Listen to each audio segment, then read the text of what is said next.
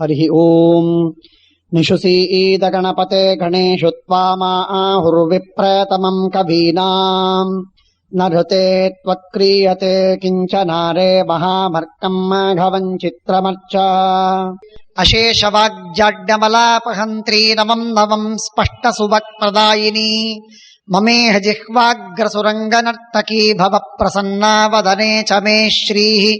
Naomi ನ್ಯಾಯ ಸುಧಾದಿಕೃಜ್ಜಯ ಮುನೀನ್ ಶ್ರೀಪಾದರಾಟ್ಸನ್ಮಣೀನ್ ವ್ಯಾಸಾರ್ಯಾನ್ ವಿವಿಧಾಗಮಬ್ಧಿವಿಹರಾನ್ ಶ್ರೀವಾದಿರಾಜಾನಪಿ ವಂದೇಹಂ ಸವರಾನ್ ರಘೂತ್ತಮ ಗುರೂನ್ ವೈದಗ್ಧ್ಯವಾರಾಂ ನಿಧೀನ್ ಶ್ರೀ ಸತ್ಯವ್ರತ ರಾಘವೇಂದ್ರ ಮುನಿಪಾನ್ ಸದ್ಬೋಧ ಸಧ್ಯಾನಪಾನ್ ವಿದ್ಯಾಯಂ ವಿಬುಧಾಚಾರ್ಯಂ ವೇದಜ್ಞಾನಬ್ಧಿಚಂದಿರಂ ದುರ್ಮತಧ್ವಂತಮರ್ತಂಡಂ ಸತ್ಯಧ್ಯಾನ ಮುನಿಂ ಭಜೆ.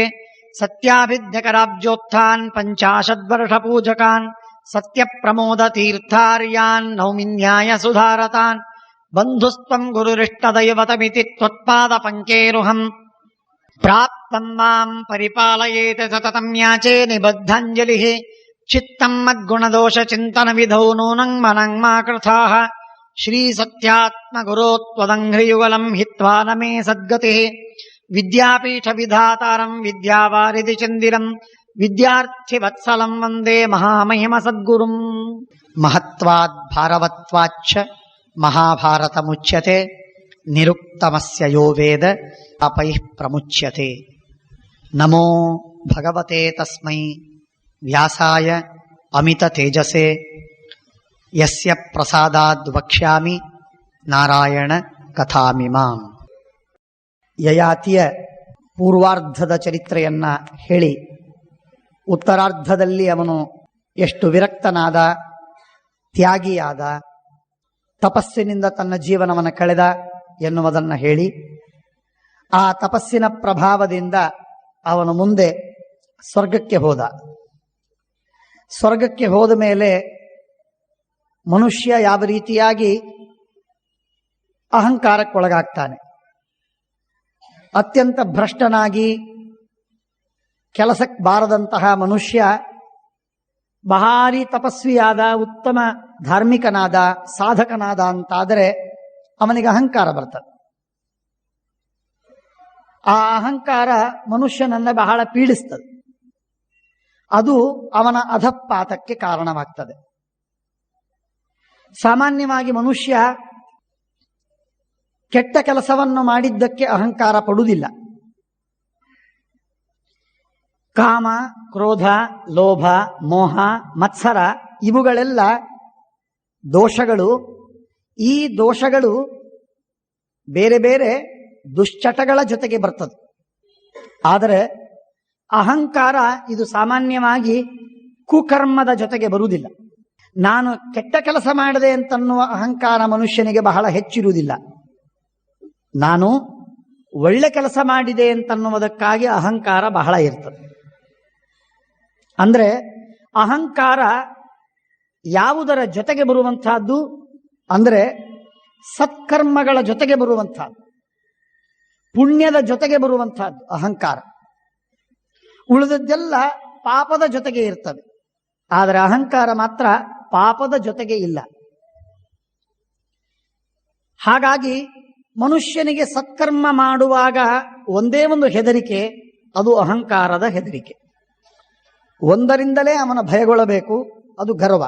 ಹಾಗಾಗಿ ಅವನು ಯಯಾತಿ ಅಹಂಕಾರಿಯಾದ, ಅದಕ್ಕಾಗಿ ಕೆಳಗೆ ಬಿದ್ದ. ಬೀಳುವಾಗ ಕೇಳಿಕೊಂಡದ್ದು ಸಜ್ಜನರ ಸಹವಾಸವಾಗಲಿ ಅಂತ. ಸಜ್ಜನರ ಸಹವಾಸವಾಯಿತು. ಸಜ್ಜನರ ಸಹವಾಸದ ಪ್ರಭಾವದಿಂದ ಮತ್ತೆ ಅವನು ಸ್ವರ್ಗಕ್ಕೆ ಹೋದ. ಸಾಪ್ ಸೀಢಿ ಕಥೆಯನ್ನು ಕೇಳ್ತೇವಲ್ಲ, ಚಿತ್ರವನ್ನ, ಆಟವನ್ನ. ಸೀಢಿ ಸಿಕ್ಕಿತು, ಮೇಲೆ ಹೋಗ್ತಾನೆ. ಸಾಪ್ ಕಚ್ಚಿತು, ಕೆಳಗೆ ಬೀಳ್ತಾನೆ. ಹಾಗಿದೆ ಇವನ ಅವಸ್ಥೆ, ಜೀವನ ಅವಸ್ಥೆ. ಯಯಾತಿ ಕ್ಲಾಸಿಕ್ ದೃಷ್ಟಾಂತ, ಬಹಳ ಅದ್ಭುತವಾದಂತಹ ಪರಮ ಸುಂದರ ದೃಷ್ಟಾಂತ. ದೇವಯಾನಿಯ ಭೋಗದಲ್ಲಿ ಮತ್ತನಾಗಿ ಬಹಳ ಕೆಳಕ್ಕೆ ಬಿದ್ದ. ಅವಳನ್ನು ಬಿಟ್ಟು ಹೋದ ಮೇಲೆ ಮತ್ತೆ ಅವನ ತಪಸ್ವಿಯಾಗಿ ಎತ್ತರಕ್ಕೆ ಹೋದ. ಅದರ ಪ್ರಭಾವದಿಂದ ಸ್ವರ್ಗಕ್ಕೆ ಹೋದ. ಅಹಂಕಾರದಿಂದ ಮತ್ತೆ ಕೆಳಗೆ ಬಿದ್ದ. ಸಾಪ್ ಕಚ್ಚಿತು, ಅಹಂಕಾರದ ಹಾವು ಕಚ್ಚಿತು, ಗರ್ವದ ಹಾವು ಕಚ್ಚಿದಾಗ ಕೆಳಗೆ ಬಿದ್ದ. ಕೆಳಗೆ ಬಿದ್ದ ಮೇಲೆ ಮತ್ತೆ ಸಜ್ಜನರ ಸಹವಾಸ ಸಿಕ್ಕಿತು, ಏಣಿ ಸಿಕ್ಕಿತು, ಮೇಲೆ ಏರಿದ. ಹೀಗೆ ಮನುಷ್ಯ ಮೇಲೆ ಏರೋದು, ಕೆಳಗೆ ಇಳಿಯೋದು, ಮೇಲೆ ಏರೋದು, ಕೆಳಗೆ ಇಳಿಯೋದು, ಇದು ಜೀವನದಲ್ಲಿ ಆಗ್ತಿರ್ತದೆ. ಯಾವ ಕಾರಣಕ್ಕೆ ಮೇಲೆ ಏರ್ತಾನೆ ಅದನ್ನ ಗುರ್ತಿಡ್ಕೊಂಡು ಆ ಅಪರ್ಚುನಿಟೀಸ್ಗಳನ್ನ ಅವಶ್ಯವಾಗಿ ತಾನು ಕ್ಯಾಚ್ ಹೋಲ್ಡ್ ಮಾಡಬೇಕು, ಅದನ್ನು ಬಿಟ್ಟು ಕೊಡಬಾರದು. ಯಾವ ಕಾರಣದಿಂದ ಮನುಷ್ಯ ಅಧಪಾತಕ್ಕೆ ಈಡಾಗ್ತಾನೆ ಆ ಅಧಪಾತಕ್ಕೆ ಕಾರಣವಾದಂತಹ ಪದಾರ್ಥಗಳನ್ನು ದೂರ ಇಡಬೇಕು. ಎಲ್ಲಕ್ಕೂ ಮುಖ್ಯವಾಗಿ ಅಹಂಕಾರವನ್ನು ದೂರ ಇಡಬೇಕು. ಈ ಮಾತುಗಳನ್ನು ಯಯಾತಿಯ ಜೀವನದಲ್ಲಿ ನಾವು ಕಾಣ್ತೇವೆ. ಅಷ್ಟಕ್ಕೆ ಕೇಳ್ತಾನೆ, ಪುಣ್ಯ ಕಮ್ಮಿ ಆಯಿತು ಅಂತಂದ್ರೆ ಕೆಳಕ್ಕೆ ಕಳಿಸ್ತಾರೆ ಅಂತ ನಾವು ಕೇಳಿದ್ದೇನೆ, ಸ್ವರ್ಗದಿಂದ ನೂಕ್ತಾರೆ, ಕೆಳಗೆ ದಬ್ಬುತ್ತಾರೆ ಅಂತ. ಹೌದಾ? ಹೌದೋ ಮಹಾರಾಯ, ನಾನೇ ಬಿದ್ದಿದ್ದೀನಿ. ನಾನು ಪುಣ್ಯ ಎಲ್ಲ ಮುಗಿದೋಯ್ತು. ಪುಣ್ಯ ಮುಗಿದಾಗ ನಾನೇನೋ ಒಂದು ಮಾತಾಡಿದೆ. ಇಂದ್ರ ಕೇಳಿದ, ನಿನಗೆ ಯಾರು ಸಮಾನ ಅಂತ. ನನಗಂದೆ, ನನಗೆ ಸಮಾನ ಯಾರೂ ಇಲ್ಲೇ ಇಲ್ಲ.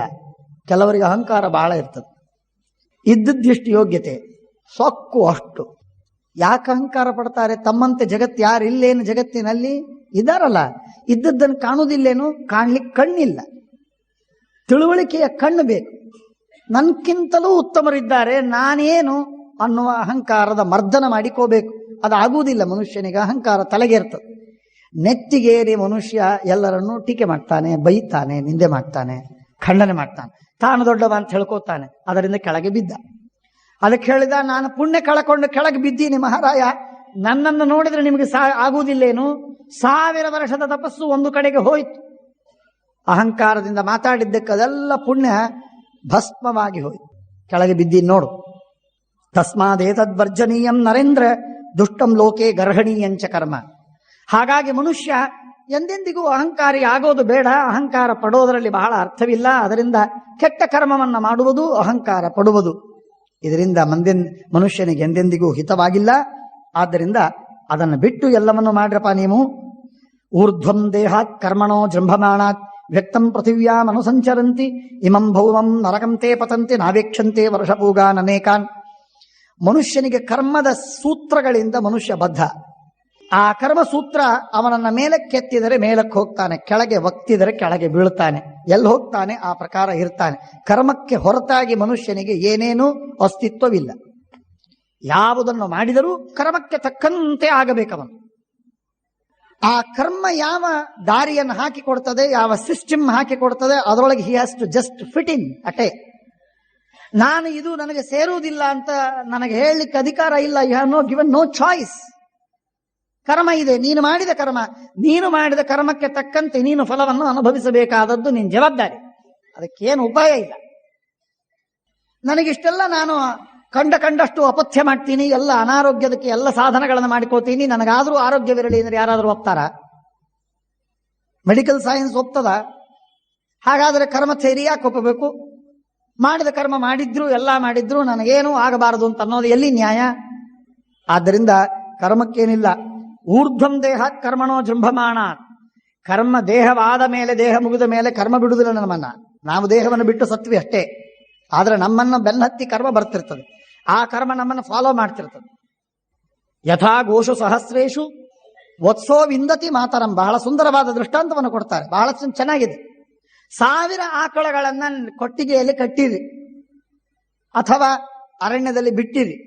ಆಗ ಆ 1000 ಆಕಳುಗಳಿದ್ರೆ ಕರು ವತ್ಸ ಅದು ಓಡಿ ಬಂದು ತನ್ನ ತಾಯಿಯನ್ನೇ ಹುಡುಕಿಕೊಂಡು ಹಿಡಿದು ಅದರ ಮಲೆ ಹಾಲು ಕುಡಿದು ತಾನು ತೃಪ್ತವಾಗ್ತದೆ. ಇದು ಕರುವಿನ ಸ್ವಭಾವ. ಹಾಗೆ ನಮ್ಮ ಕರ್ಮವೂ ಹಾಗೆ. 10,000 ಜನ ಇದ್ದಾರಲ್ಲ ಇಲ್ಲಿ, 10,000 ಜನರೊಳಗೆ ನನಗೇನಾಗತ್ತೆ, ನನಗೊಬ್ಬನಿಗೆ ಅಂತೇನಿಲ್ಲ. ಕರ್ಮ ನನ್ನನ್ನೇ ಆರಿಸಿಕೊಂಡು ಬರ್ತದೆ. ನನ್ನ ಕರ್ಮ ನನ್ನನ್ನೇ ಬೆನ್ನತ್ತಿ ಬರ್ತದೆ. ನಿಮ್ಮನ್ನು ಯಾರನ್ನೂ ಬೆನ್ನತ್ತುವುದಿಲ್ಲ. ನಿಮ್ಮ ಕರ್ಮ ನಿಮ್ಮನ್ನೇ ಬೆನ್ನತ್ತದೆ, ಮತ್ತೊಬ್ಬರನ್ನಲ್ಲ. ಹಾಗಾಗಿ ಅವರವರ ಕರ್ಮ ಅವರವರನ್ನೇ ಬೆನ್ನತ್ತಿ ಬಂದು ಅವರವರಿಗೆ ಫಲವನ್ನು ಕೊಡ್ತದೆ. ಆದ್ದರಿಂದ ಏನೂ ಆಲೋಚನೆ ಮಾಡಬೇಕಾಗಿಲ್ಲ. ಕರ್ಮ ಯಾರಿಗೋ ಏನೋ ಆಯಿತು, ಸ್ವಲ್ಪ ಎಕ್ಸ್ಚೇಂಜ್ ಆಗಿಬಿಟ್ಟು. ಯಾವ ಫೈಲು ಎಕ್ಸ್ಚೇಂಜ್ ಆಗಬಹುದು ಗೌರ್ಮೆಂಟಿನಲ್ಲಿ, ಆಫೀಸಿನಲ್ಲಿ. ಆದರೆ ನಮ್ಮ ಕರ್ಮಗಳು ಮಾತ್ರ ಎಂದೆಂದಿಗೂ ಬದಲಾವಣೆ ಆಗುವುದಿಲ್ಲ. ಇಮಂ ಭೌಮಂ ನರಕಂತೆ ಪತಂತಿ ನಾವೇಕ್ಷಂತೆ ವರ್ಷಪೂಗಾನ್ ಅನೇಕಾನ್. ಸಾವಿರ ವರ್ಷಗಳವರೆಗೆ ನರಕದಲ್ಲಿ ಬೀಳ್ತಾನೆ, ಭೂಮಿಯಲ್ಲಿರ್ತಾನೆ, ದುಃಖ ಪಡ್ತಾನೆ, ಸುಖವನ್ನು ಅನುಭವಿಸ್ತಾನೆ, ಎಲ್ಲ ಮಾಡ್ತಾನೆ. ಷಷ್ಟಿಂ ಸಹಸ್ರಾಣಿ ಪತಂತಿ ವ್ಯೋಮ್ನಿ ತಥಾ ಅಶೀತಿಂ ವರಿವತ್ಸರಾಣಿ. ಎಷ್ಟೋ ವರ್ಷಗಳವರೆಗೆ ಆಕಾಶದಲ್ಲಿ ತಿರುಗ್ತಾನೆ. ಮನುಷ್ಯನಿಗೆ ಕರ್ಮಗಳು ವಿಚಿತ್ರ. ಆ ಕರ್ಮಗಳಿಗೆ ತಕ್ಕಂತೆ ಆಕಾಶದಲ್ಲಿ ತಿರುಗೋದು ಕೆಲವು, ಭೂಮಿಯಲ್ಲಿ ಬರೋದು ಕೆಲವು, ನರಕಕ್ಕೆ ಹೋಗೋದು ಕೆಲವು, ಗಿಡಮರವಾಗೋದು ಕೆಲವು, ಕಲ್ಲಾಗೋದು ಕೆಲವೊಮ್ಮೆ, ಪ್ರಾಣಿಯಾಗೋದು ಕೆಲವೊಮ್ಮೆ, ಹಕ್ಕಿ ಆಗೋದು ಇನ್ನೊಮ್ಮೆ. ಯದೇನ ಸಸ್ತೆ ಪತತಸ್ತುದಂತಿ ಭೌಮಾ ಭೀಮಾ ರಾಕ್ಷಸಸ್ತಿಕ್ಷನೌಷ್ಟ್ರಾಹ ಕಥಂ ಭವಂತಿ ಕಥಮಾ ಭವಂತಿ ಕಥಂ ಭೂತಾ ಗರ್ಭಭೂತಾ ಭವಂತಿ.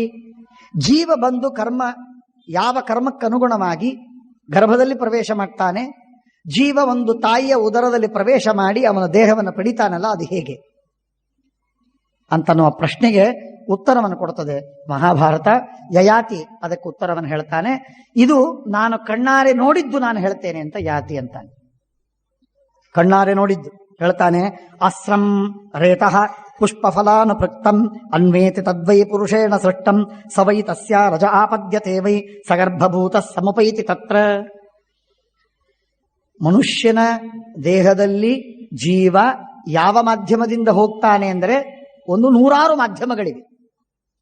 ಗಾಳಿಯ ಮುಖಾಂತರ ಹೋಗಬಹುದು, ಶ್ವಾಸೋಚ್ಛ್ವಾಸದ ಮುಖಾಂತರ.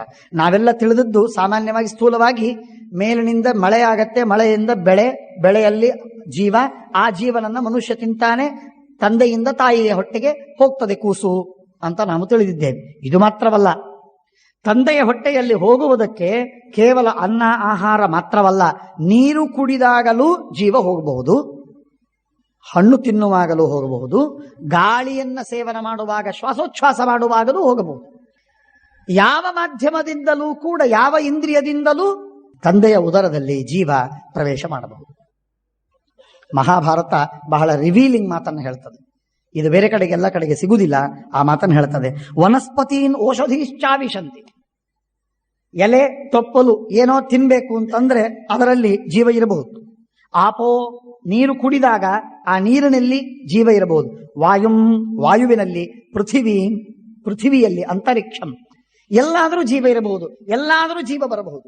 ತಂದೆಯ ಉದರದಲ್ಲಿ ಪ್ರವೇಶ ಮಾಡಬಹುದು. ಚತುಷ್ಪದಂ ದ್ವಿಪದಂ ವಾ ಚಾತಿ ಸರ್ವಂ ಏವಂ ಭೂತ ಗರ್ಭಭೂತ ಭವಂತಿ. ಹೀಗೆ ಇವರೆಲ್ಲ ಮಾರ್ಗದಿಂದ ಜೀವ ತಂದೆಯ ಉದರದಲ್ಲಿ ಪ್ರವೇಶ ಮಾಡ್ತಾನೆ. ಅನ್ಯದ್ವಪುರು ವಿದಧಾತೀಹ ಗರ್ಭಂ ಆಹೋಸ್ವಿತ್ಸ್ವೇನ ಕಾಯೇನ ಯಾತಿ ಆಪದ್ಯಮಾನೋ ನರಯೋನಿಮೇತಾಂ ಆಚಕ್ಷಮೇ ಸಂಶಯ ಪ್ರಬ್ರವೀಮಿ. ಬಹಳ ಸುಂದರವಾದ ಪ್ರಶ್ನೆಗಳನ್ನು ಕೇಳ್ತಾ ಇದ್ದಾನೆ. ಈ ದೇಹವೇನಿದೆ, ಈ ದೇಹ ಹೇಗಾಗತ್ತೆ? ಜೀವನ ದೇಹ ಏನಿದೆ ಅದೇ ದೇಹ ಮುಂದೆ, ದಟ್ ಡಿಟರ್ಮಿನ್ಸ್ ದ ಕಮಿಂಗ್ ದೇಹ.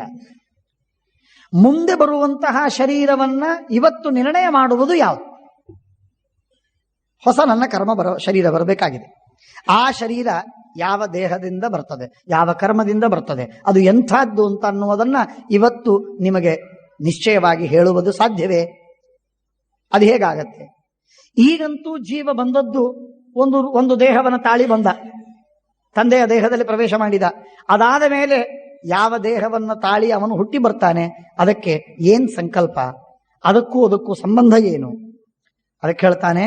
ವಾಯು ಸಮುತ್ಕರ್ಷತಿ ಗರ್ಭಯೋನಿಂ ಋತೌ ರೇತಃ ಪುಷ್ಪ ಫಲಾನುಪೃಕ್ತಂ ಸತತ್ತ ತನ್ಮಾತ ಕೃತಾಧಿಕಾರ ಕ್ರಮೇಣ ಸಂವರ್ಧಯತೀಹ ಗರ್ಭಂ. ವಾಯುದೇವರು, ಬಹಳ ಮಹತ್ವದ ಮಾತು, ವಾಯುದೇವರು ಗರ್ಭದಲ್ಲಿ ಕೂಸನ್ನ ಬೆಳೆಸ್ತಾರೆ. ಕೂಸನ್ನ ಗರ್ಭದಲ್ಲಿ ಬೆಳೆಸುವವರು ಆ ವಾಯುದೇವರು ಎಳೆದು ತಂದು ಗರ್ಭದಲ್ಲಿ ಇಟ್ಟು, ತಾಯಿಯ ಹೊಟ್ಟೆಯಲ್ಲಿಟ್ಟು, ಆ ಕೂಸಿಗೆ ಬೇಕಾದ ಎಲ್ಲ ಪದಾರ್ಥಗಳನ್ನ ಒದಗಿಸಿ, ಏನು ಕಡಿಮೆಯಾಗದೇ ಇದ್ದಂತೆ ಅದನ್ನೆಲ್ಲ ಒದಗಿಸಿ, ಅದಕ್ಕೆ ಸರಿಯಾದ ಹೊತ್ತಿಗೆ ಎಲ್ಲ ಪದಾರ್ಥಗಳನ್ನ ಒದಗಿಸಿ ಆದ ಮೇಲೆ ಅದನ್ನು ಬೆಳೆಸ್ತಾ ಹೋಗ್ತದೆ. ದೇಹವನ್ನು ಬೆಳೆಸಿ ವಾಯು ಸಮತ್ಕರ್ಷತಿ ಗರ್ಭಯೋನಿಂ ಋತೌ ರೇತ ಪುಷ್ಪ ಫಲಾನುಪೃಕ್ತಂ ಸತತ್ರ ತನ್ಮಾತ್ರ ಕೃತಾಧಿಕಾರ. ಅದು ಮಾತ್ರ ಅವನಿಗೆ ಅಲ್ಲಿ ಓಡಾಡೋದಕ್ಕೆ ಅಧಿಕಾರ, ಇರೋದಕ್ಕೆ ಅಧಿಕಾರ, ಅಷ್ಟೇ ಕೆಲಸ ಅವನಿಗೆ ಕೆಲಸ. ಹೆಚ್ಚಿನ ಕೆಲಸ ಇಲ್ಲ, ಹೆಚ್ಚಿಂದ ಆಗುವುದಿಲ್ಲ, ಏನು ಮಾಡಲಿಕ್ಕೂ ಸಾಧ್ಯವಿಲ್ಲ. ಆದರೆ ಅದನ್ನೇ, ಆ ಚೀಲವನ್ನೇ ಹೊರಗಿಟ್ಟು ನಾನು ಬದುಕಿಸ್ತೀನಿ ಅಂತ ಅನ್ನೋದು ಸಾಧ್ಯವಿಲ್ಲ. ಇಷ್ಟು ಅದ್ಭುತವಾದ ರೀತಿಯಲ್ಲಿ ಅದು ಬೆಳೀತದೆ. ಬೆಳೆಯುವಾಗ ಮಾತ್ರ ಇಷ್ಟು ವಿಚಿತ್ರ. ಸ ಜಾಯಮಾನೋ ವಿಗೃಹೀತ ಮಾತ್ರ ಸಂಜ್ಞಾಮಧಿಷ್ಠಾಯ ತಥೋ ಮನುಷ್ಯ. ಅವನಿಗೆ ದೇಹ ಬರ್ತದೆ. ಆ ದೇಹಕ್ಕೆ ತಕ್ಕಂತೆ ಇಂದ್ರಿಯಗಳು, ಅವನ ಕರ್ಮಕ್ಕೆ ತಕ್ಕಂತೆ ಇಂದ್ರಿಯಗಳು. ಯಾವ ಕಣ್ಣು ಇದ್ದು ಮಗ ಹುಟ್ಟಬೇಕಾದ್ರೆ ಕಣ್ಣಿದ್ದವನು, ಕಣ್ಣಿಲ್ಲದೆ ಅಂದ್ರೆ ಕಣ್ಣಿಲ್ಲದೆ, ಕಿವಿ ಇದ್ದು ಕಿವಿ ಇದ್ದು, ಇಲ್ಲದೆ. ಯಾವ ಇಂದ್ರಿಯ ಬೇಕು ಆ ಇಂದ್ರಿಯ ಇದ್ದು, ಯಾವ ಇಂದ್ರಿಯ ಬೇಡ ಆ ಇಂದ್ರಿಯವಿಲ್ಲದೆ. ಹಾಗೆ ಅಷ್ಟಷ್ಟೇ ನ್ಯೂನತೆಗಳು, ಅಷ್ಟಷ್ಟೇ ಪೂರಣಗಳು, ಪೂರ್ತಿಗಳನ್ನು ಮಾಡ್ತಾ ಆ ಇಂದ್ರಿಯವ ಸಶ್ರೋತ್ರಾಭ್ಯಾಂ ವೇದಯತಿ ಇಹ ಶಬ್ದಂ ಸವೈ ರೂಪಂ ಪಶ್ಯತಿ ಚಕ್ಷುಷಾಚ ಘ್ರಾಣೇನ ಗಂಧಂ ಜಿಹ್ವಯಾಥೋ ರಸಂಚ ತ್ವಚಾ ಸ್ಪರ್ಶಂ ಮನಸಾ ವೇದ ಭಾವಂ. ಎಲ್ಲ ಇಂದ್ರಿಯಗಳು ಒಂದೊಂದೇ ಬೆಳೀತಾ ಹೋಗ್ತದೆ ಗರ್ಭದಲ್ಲಿ ಬೆಳೆದಂತೆ ಅವುಗಳ ಬಳಕೆ ಉಪಯೋಗ ಸಣ್ಣ ಪ್ರಮಾಣದಲ್ಲಿ ಆಗ್ತದೆ. ಗರ್ಭೆ ಬಾಲ್ಯೆ ಪ್ಯಪೌಷ್ಕಲ್ಯ, ಪುಷ್ಕಲವಾಗಿ ಇರುವುದಿಲ್ಲ. ಚತುರ್ಥ ಸ್ಕಂಧ ಭಾಗವತ ಹೇಳುವಂತಹ ಮಹತ್ವದ ಮಾತಿದು. ಗರ್ಭೆ ಬಾಲ್ಯೆ ಪ್ಯಪೌಷ್ಕಲ್ಯ. ಗರ್ಭ ಮತ್ತು ಬಾಲ್ಯದಲ್ಲಿ ಪುಷ್ಕಲವಾಗಿರುವುದಿಲ್ಲ, ಪರಿಪೂರ್ಣವಾಗಿರುವುದಿಲ್ಲ. ಎಲ್ಲ ಫ್ಯಾಕಲ್ಟೀಸ್ ಪೂರ್ಣ ಕೆಲಸ ಮಾಡೋದಿಲ್ಲ, ಬಹಳ ಸಣ್ಣ ಪ್ರಮಾಣದಲ್ಲಿ ಇರ್ತದೆ. ಎಷ್ಟು ಬೇಕೋ ಅಷ್ಟೇ ಕೆಲಸ ಮಾಡ್ತದೆ. ಅನಿವಾರ್ಯವೆಷ್ಟೋ ಅಷ್ಟನ್ನೇ ಕೆಲಸ ಮಾಡುವಂತೆ ಒದಗಿಸಿಕೊಟ್ಟು ಆ ಕೆಲಸ ನಡೀತಾ ಇರ್ತದೆ. ಒಮ್ಮೆ ದೊಡ್ಡವನಾದ ಮೇಲೆ ಅದರ ಪೂರ್ಣ ಪ್ರಮಾಣದಲ್ಲಿ ಅದರ ಕೆಲಸ ಪ್ರಾರಂಭವಾಗ್ತದೆ. ಇತ್ಯಷ್ಟಕೇಹೋಪಹಿತಂ ಹಿ ವಿದ್ಧಿ ಮಹಾತ್ಮನಃ ಪ್ರಾಣಭೃತ ಶರೀರೇ. ಹೀಗೆ ಜೀವ ಈ ರೀತಿಯಾಗಿರ್ತಾನೆ. ಒಂದು ದೇಹದಿಂದ ಇನ್ನೊಂದು ದೇಹಕ್ಕೆ ಹೋಗಬೇಕಾದರೆ ಯಾರು ಇವನನ್ನು ಕರ್ಕೊಂಡು ಹೋಗ್ತಾರೆ? ಜೀವನನ್ನು ಎಳೆದು ಒಯ್ಯುವವರು ಯಾರು? ಮತ್ತೆ ಹೇಳ್ತಾರೆ ನೋಡಿ. ಹಿತ್ವಾ ಸೋಸೂನ್ ಸುಪ್ತವನ್ ನಿಷ್ಠನಿತ್ವಾ ಪುರೋಧಾಯ ಸುಕೃತಂ ದುಷ್ಕೃತಂ ವಾ ಅನ್ಯಾಂ ಯೋನಿಂ ಪವನಾಗ್ರಾನುಸಾರಿ ಹಿತ್ವಾ ದೇಹಂ ಭಜತೆ ರಾಜಸಿಂಹ. ವಾಯುದೇವರು, ಮುಖ್ಯ ಪ್ರಾಣದೇವರು ಜೀವನನ್ನ ಒಂದು ದೇಹದಿಂದ ಇನ್ನೊಂದು ದೇಹಕ್ಕೆ ಕರೆದೊಯ್ತಾರೆ. ಭಾಗವತ ತಾತ್ಪರ್ಯದಲ್ಲಿ ಈ ತತ್ವವನ್ನು ಕೇಳುತ್ತೇವೆ. ಶ್ರೀಮದಾಚಾರ್ಯರು ಏಕಾದಶ ಸ್ಕಂಧ ಭಾಗವತ ತಾತ್ಪರ್ಯದಲ್ಲಿ ಹೇಳುವಂತಹ ಮಾತು. ತಾಯಿಯ ಹೊಟ್ಟೆಯಲ್ಲಿ ಗರ್ಭವನ್ನು ಅಥವಾ ದೇಹವನ್ನು ಪಡೆಯುವಂತಹ ಕೂಸು ಮೊದಲು ಎಲ್ಲೋ ಇತ್ತು, ಮುದುಕನಾಗಿದ್ದನೋ ಮಧ್ಯ ವಯಸ್ಸಿನಲ್ಲೋ ಅವನು ಸತ್ತ. ಆ ದೇಹವನ್ನು ಬಿಟ್ಟಾದ ಮೇಲೆ ಆ ಜೀವನನ್ನ ಕರೆದುಕೊಂಡು ಬರುವವರು ಯಾರು ಅಂದ್ರೆ ವಾಯುದೇವರು ಆ ಜೀವನನ್ನು ನುಂಗಿ ಬಿಡುತ್ತಾರೆ. ಮೊದಲು ಆ ಜೀವನನ್ನ ಹಾಗೂ ಆ ಜೀವನ ಸುತ್ತಲೂ ಇರುವಂತಹ ಇಂದ್ರಿಯಾಭಿಮಾನಿ ದೇವತೆಗಳನ್ನ ವಾಯುದೇವರು ನುಂಗುತ್ತಾರೆ. ವಾಯುದೇವರು ನುಂಗಿಯಾದ ಮೇಲೆ ವಾಯುದೇವರ ಉದರದಲ್ಲಿ ಪ್ರವೇಶ ಮಾಡ್ತಾನೆ ಜೀವ. ಆ ವಾಯುದೇವರನ್ನ ಪರಮಾತ್ಮ ತಿಂದು ಬಿಡುತ್ತಾನೆ. ಆ ವಾಯುದೇವರನ್ನು ಹಾಗೂ ಜೀವನನ್ನು ಹೊಟ್ಟೆಯಲ್ಲಿ ಹಾಕಿಕೊಂಡಂತಹ ಪರಮಾತ್ಮ ತಾನು ನಿಶ್ಚಯ ಮಾಡಿರ್ತಾನೆ ಯಾವ ದೇಹಕ್ಕೆ ಇವನನ್ನ ಕರೆದೊಯ್ಯಬೇಕು ಅಂತ. ಆ ದೇಹಕ್ಕೆ ಸರಿಯಾದ ಹೊತ್ತಿಗೆ, ಸರಿಯಾದ ಕಾಲದಲ್ಲಿ, ಸರಿಯಾದ ರೀತಿಯಲ್ಲಿ ಕರ್ಕೊಂಡು ಹೋಗ್ತಾನೆ. ನಾನು ಅದಕ್ಕಾಗಿ ಒಂದ್ಸಲ ಹೇಳ್ತಾ ಇದ್ದೆ, ಅನೇಕ ಸಲ ಹೇಳಿದ್ದೀನಿ ಈ ಮಾತನ್ನ. ನನಗಂತೂ ಆಶ್ಚರ್ಯ, ನನಗಂತೂ ಪರಮಾಶ್ಚರ್ಯ. ಒಂದು ವಿಷಯ ನನಗೆ ಹೇಳಿ, ಜೀವ, ನಾನು ಮಳಖೇಡದಲ್ಲಿ ಒಂದ್ಸಲ ಹೇಳಿದೆ, ನಾವು ಇವತ್ತು ಬೀಜ ಬಿತ್ತುವಂತಹ ಒಬ್ಬ ಕೃಷಿಕ ಅವನು ಬೀಜಗಳನ್ನು ಕೈಯಲ್ಲಿ ತೆಗೆದುಕೊಂಡು ಚೆಲ್ತಾನೆ. ಚೆಲ್ಲಿದಾಗ ಕಂಡಲ್ಲಿ ಬೀಜಗಳು ಬಿದ್ದು ಅವು ಬೆಳೀತದೆ. ಹಾಗೆ ಜೀವ ಎಂಬ ಬೀಜಗಳನ್ನ ಪರಮಾತ್ಮ ಮನಸ್ಸಿಗೆ ಬಂದಂತೆ ಚೆಲ್ಲಿ ಆಯಾ ತಂದೆ ತಾಯಿಗಳಲ್ಲಿ ಹೋಗಿ ಹುಟ್ಟಲಿ ಅಂತ ಹೇಳಿ ಕಂಡಲ್ಲಿ ಜೀವರನ್ನು ಹುಟ್ಟುವಂತೆ ಮಾಡ್ತಾನೋ, ಅಥವಾ ತಾನು ಡಿಸೈಡ್ ಮಾಡಿ ಇಂಥಲ್ಲೇ ಹುಟ್ಟಬೇಕು ಎಂಬುದಾಗಿ ಸಂಕಲ್ಪಪೂರ್ವಕವಾಗಿ ಆಯಾ ತಂದೆ ತಾಯಿಗಳ ಹೊಟ್ಟೆಯಲ್ಲಿ ಜೀವನನ್ನ ಹುಟ್ಟಿಸ್ತಾನೆ. ಅಂದರೆ ಇನ್ ಅದರ್ ವರ್ಡ್ಸ್, ನಾನು ಹೇಳಿದೆ ಅಲ್ಲಿ, ವೆದರ್ ಗಾಡ್ ಪ್ಲೇಸ್ ಡೈಸ್. ಲೆತ್ತವಾಡಿದಂತೆ ಮನುಷ್ಯ ಪರಮಾತ್ಮ ಚಾನ್ಸ್ ತೆಗೆದುಕೊಂಡು ಕಂಡಲ್ಲಿ ಒಗೆದು ಬಿಡು, ಆಲೋಚನೆ ಮಾಡುವುದಿಲ್ಲ, ಹಿಂದೆ ಮುಂದೆ ವಿಚಾರವಿಲ್ಲ, ಇದು ಬೇಕು ಇದು ಬೇಡ ಅಂತಿಲ್ಲ, ಚೆಲ್ಲಿಬಿಡು. ಹೀಗೆ ಆಗತ್ತೋ, ಅಥವಾ ರಾಘವೇಂದ್ರ ಸ್ವಾಮಿಗಳು ಇಂಥ ತಂದೆ ತಾಯಿಗಳ ಹೊಟ್ಟೆಯಲ್ಲಿ ಹುಟ್ಟಿ ಬಂದ್ರು, ಇದು ಅಕಸ್ಮಾತ್ತಾಗಿ ಆದದ್ದೋ ಅಥವಾ ಇದರ ಹಿಂದೆ ಭಗವಂತನ ಡಿಸೈನ್ ಇದೆಯೋ? ಪರಮಾತ್ಮನ ಸಂಕಲ್ಪಕ್ಕನುಗುಣವಾಗಿ ಆ ಜೀವ ಅಲ್ಲಿ ಹುಟ್ಟಿ ಬಂದನೋ, ಅಥವಾ ಸಹಜವಾಗಿ ಯಾರೋ ಎಲ್ಲಿ ಹುಟ್ಟಬೇಕಾಗಿತ್ತು ಹುಟ್ಟಿದ್ರು, ಇಷ್ಟೆಯೋ? ಶಾಸ್ತ್ರ ಹೇಳುತ್ತದೆ ಹಾಗೆಲ್ಲ ಇಲ್ಲ. ಮನಸ್ಸಿಗೆ ಬಂದಲ್ಲಿ ಮನಸ್ಸು ಯಾರೋ ಜೀವರು ಹುಟ್ಟಿದ್ರು ಬೆಳೆದರು ಅಂತ ಆಗುವುದಿಲ್ಲ. ಹಿತ್ವಾ ಸೋಸೂನ್ ಸುಪ್ತವನ್ನಿಷ್ಟ ನಿತ್ವ ಪುರೋಧಾಯ ಸುಕೃತಂ ದುಷ್ಕೃತಂ ವಾ. ಇವನ ಜೀವನ ಸುಕೃತ ದುಷ್ಕೃತಗಳು, ಪುಣ್ಯ ಪಾಪಗಳು ಅದನ್ನು ಮುಂದಕ್ಕೆ ಮಾಡಿಕೊಂಡು ಅದನ್ನೇ ಇಟ್ಟುಕೊಂಡು ವಾಯುದೇವರು ಪವನಾಗ್ರಾನುಸಾರಿ ವಾಯುದೇವರು ಆ ಜೀವನನ್ನು ಕರೆದುಕೊಂಡು ಬರ್ತಾರೆ. ಈ ಪುಣ್ಯ ಇದೆ ಇವನಿಗೇನು ಪುಣ್ಯ ಇದೆ ಅಂದ್ರೆ ಇವನು ಒಳ್ಳೆ ಭೋಗವನ್ನು ಮಾಡತಕ್ಕಂತಹ ಪುಣ್ಯವಿದೆ. ಆದ್ದರಿಂದ ಭಾರಿ ಶ್ರೀಮಂತರ ಮನೆಯಲ್ಲಿ ಅವನನ್ನು ಹುಟ್ಟಿಸ್ತಾನೆ. ವೇಲನ ರಾಜನ ಮನೆಯಲ್ಲಿ ಪ್ರಿನ್ಸ್ ಆಗಿ ಹುಟ್ಟಿಸ್ತಾನೆ. ಪ್ರಿನ್ಸ್ ಆಫ್ ವೇಲ್ಸ್ ಅಂತ ಕರಿತೀರಿ ನೀವು ಅವನನ್ನ. ಭಾರಿ ಗೌರವದಿಂದ ಅವನನ್ನು ಮಾತಾಡಿಸ್ತೀರಿ. ಯಾಕೆ? ಅವನ ಪುಣ್ಯ ಹಾಗಿತ್ತು. ಅದೇ ಹೊತ್ತಿಗೆ ಸರಿಯಾಗಿ ಮತ್ತೊಬ್ಬ ದರಿದ್ರ ಹುಟ್ಟುತ್ತಾನೆ. ಮತ್ತೊಬ್ಬ ದರಿದ್ರ ಭಿಕ್ಷುಕ ಹುಟ್ಟುತ್ತಾನೆ, ಭಿಕಾರಿ ಆಗ್ತಾನೆ. ರಸ್ತೆಯಲ್ಲಿ ಭಿಕ್ಷೆಯನ್ನು ಬೇಡ್ತಾನೆ. ಕಾಲ ಒಂದೇ ಇರಬಹುದು, ಆದರೆ ತಂದೆ ತಾಯಿಗಳು ಬೇರೆ. ಆ ತಂದೆ ತಾಯಿಗಳ ಬೇರೆ ಆದದ್ದರಿಂದ ಅವನ ಆ ರೀತಿಯಾಗಾದ. ಇದು ಹೀಗೂ ತಿರುಗಬಹುದು. ಈ ಭಿಕ್ಷುಕನ ಮಗನಾದವನೇ ತನ್ನ ಪುಣ್ಯ ಪ್ರಭಾವದಿಂದ ಹುಟ್ಟುವುದಕ್ಕೆ ಮಾತ್ರ ಕೆಟ್ಟ ಜನ್ಮ. ಅತ್ಯಂತ ದರಿದ್ರರಾದಂತಹ ತಂದೆ ತಾಯಿಗಳ ಮಧ್ಯದಲ್ಲಿ ಹುಟ್ಟಿ ಬಂದ. ಆದರೆ ಅದೇ ಪುಣ್ಯವಂತ ಅವನ ತನ್ನ ಪುಣ್ಯ ಪ್ರಭಾವದಿಂದ ಭಾರಿ ಕೋಟ್ಯಾಧೀಶನಾಗ್ತಾನೆ, ಅನೇಕ ಅಬ್ಜಾಧೀಶನಾಗ್ತಾನೆ. ಆ ದೊಡ್ಡ ರಾಜನೇ ನಾಳೆ ಭಿಕ್ಷುಕನಾಗಿ ಇವನತ್ರ ಬಂದು ಭಿಕ್ಷೆ ಬೇಡಬಹುದು.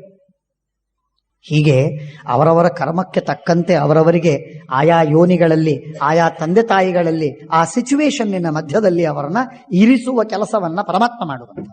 ಅವರವರ ಸುಕೃತ ದುಷ್ಕೃತ ಪುಣ್ಯ ಪಾಪಗಳನ್ನ ನೋಡಿಕೊಂಡು ನಾವು ಪುಣ್ಯ ಪಾಪಗಳ ಮೇಲೆ ನಡಿಬೇಕು. ಅದು ನಮಗೆ ಯಾಕೆ ಎಡಕ್ಕೆ ಒಯ್ದರೆ ನಾವು ಎಡಕ್ಕೆ, ಬಲಕ್ಕೆ ಹೋದರೆ ಬಲಕ್ಕೆ, ಹೀಗೆ ಆಗ್ತದೆ. ಪವನಾಗ್ರಾನುಸಾರಿ. ಆದ್ದರಿಂದ ಚತುಷ್ಪದ ದ್ವಿಪದ ಷಟ್ಪದಾಶ್ಚ ತಥಾಭೂತ ಗರ್ಭಭೂತ ಭವಂತಿ. ಕೆಲವೇನಿಲ್ಲ, ಆಶ್ಚರ್ಯದ ಮಾತು. ಕೇವಲ ಕೆಲವು ಪ್ರಾಣಿಗಳಲ್ಲಿ, ಪಕ್ಷಿಗಳಲ್ಲಿ, ಕೀಟಗಳಲ್ಲಿ ಕಣ್ಣಿನ ನೋಟದಿಂದ ಗರ್ಭಾಧಾನವಿದೆ. ಕಣ್ಣಿನಿಂದ ನೋಡ್ತವೆ, ಗರ್ಭವನ್ನು ಧಾರಣೆ ಮಾಡ್ತವೆ, ಮುಟ್ತವೆ, ಗರ್ಭಧಾರಣೆ ಆಗ್ತವೆ. ಎದುರು ಬದುರಿನಲ್ಲಿ ಬಣ್ಣದ ರೆಕ್ಕೆಗಳನ್ನು ತೆಗೆದು ಕುಳಿತವೆ, ಗರ್ಭಧಾರಣೆ ಮಾಡ್ತವೆ. ಒಂದು ಗಿಡದಿಂದ ಇನ್ನೊಂದು ಗಿಡ ಗರ್ಭಧಾರಣೆ ಮಾಡ್ತದೆ. ಗಾಳಿಯಿಂದ ಬೀಜ ಬಂದರೆ ಸಾಕು, ಗರ್ಭಧಾರಣೆ ಮಾಡ್ತದೆ. ಅದು ಬರದಿದ್ದರೆ ಅದಕ್ಕೆ ಹಣ್ಣಿಲ್ಲ, ಹೂವಿಲ್ಲ, ಅದು ಎಲೆ ಮಾತ್ರ ಬಿಡುವುದು. ಹೀಗೆ ಈ ವಿಧವಾದ ಒಂದು 100 ತರಹದ ಗರ್ಭಧಾರಣ ಕ್ರಮವನ್ನು ನಾವು ಶಾಸ್ತ್ರದಲ್ಲಿ ನೋಡ್ತೇವೆ.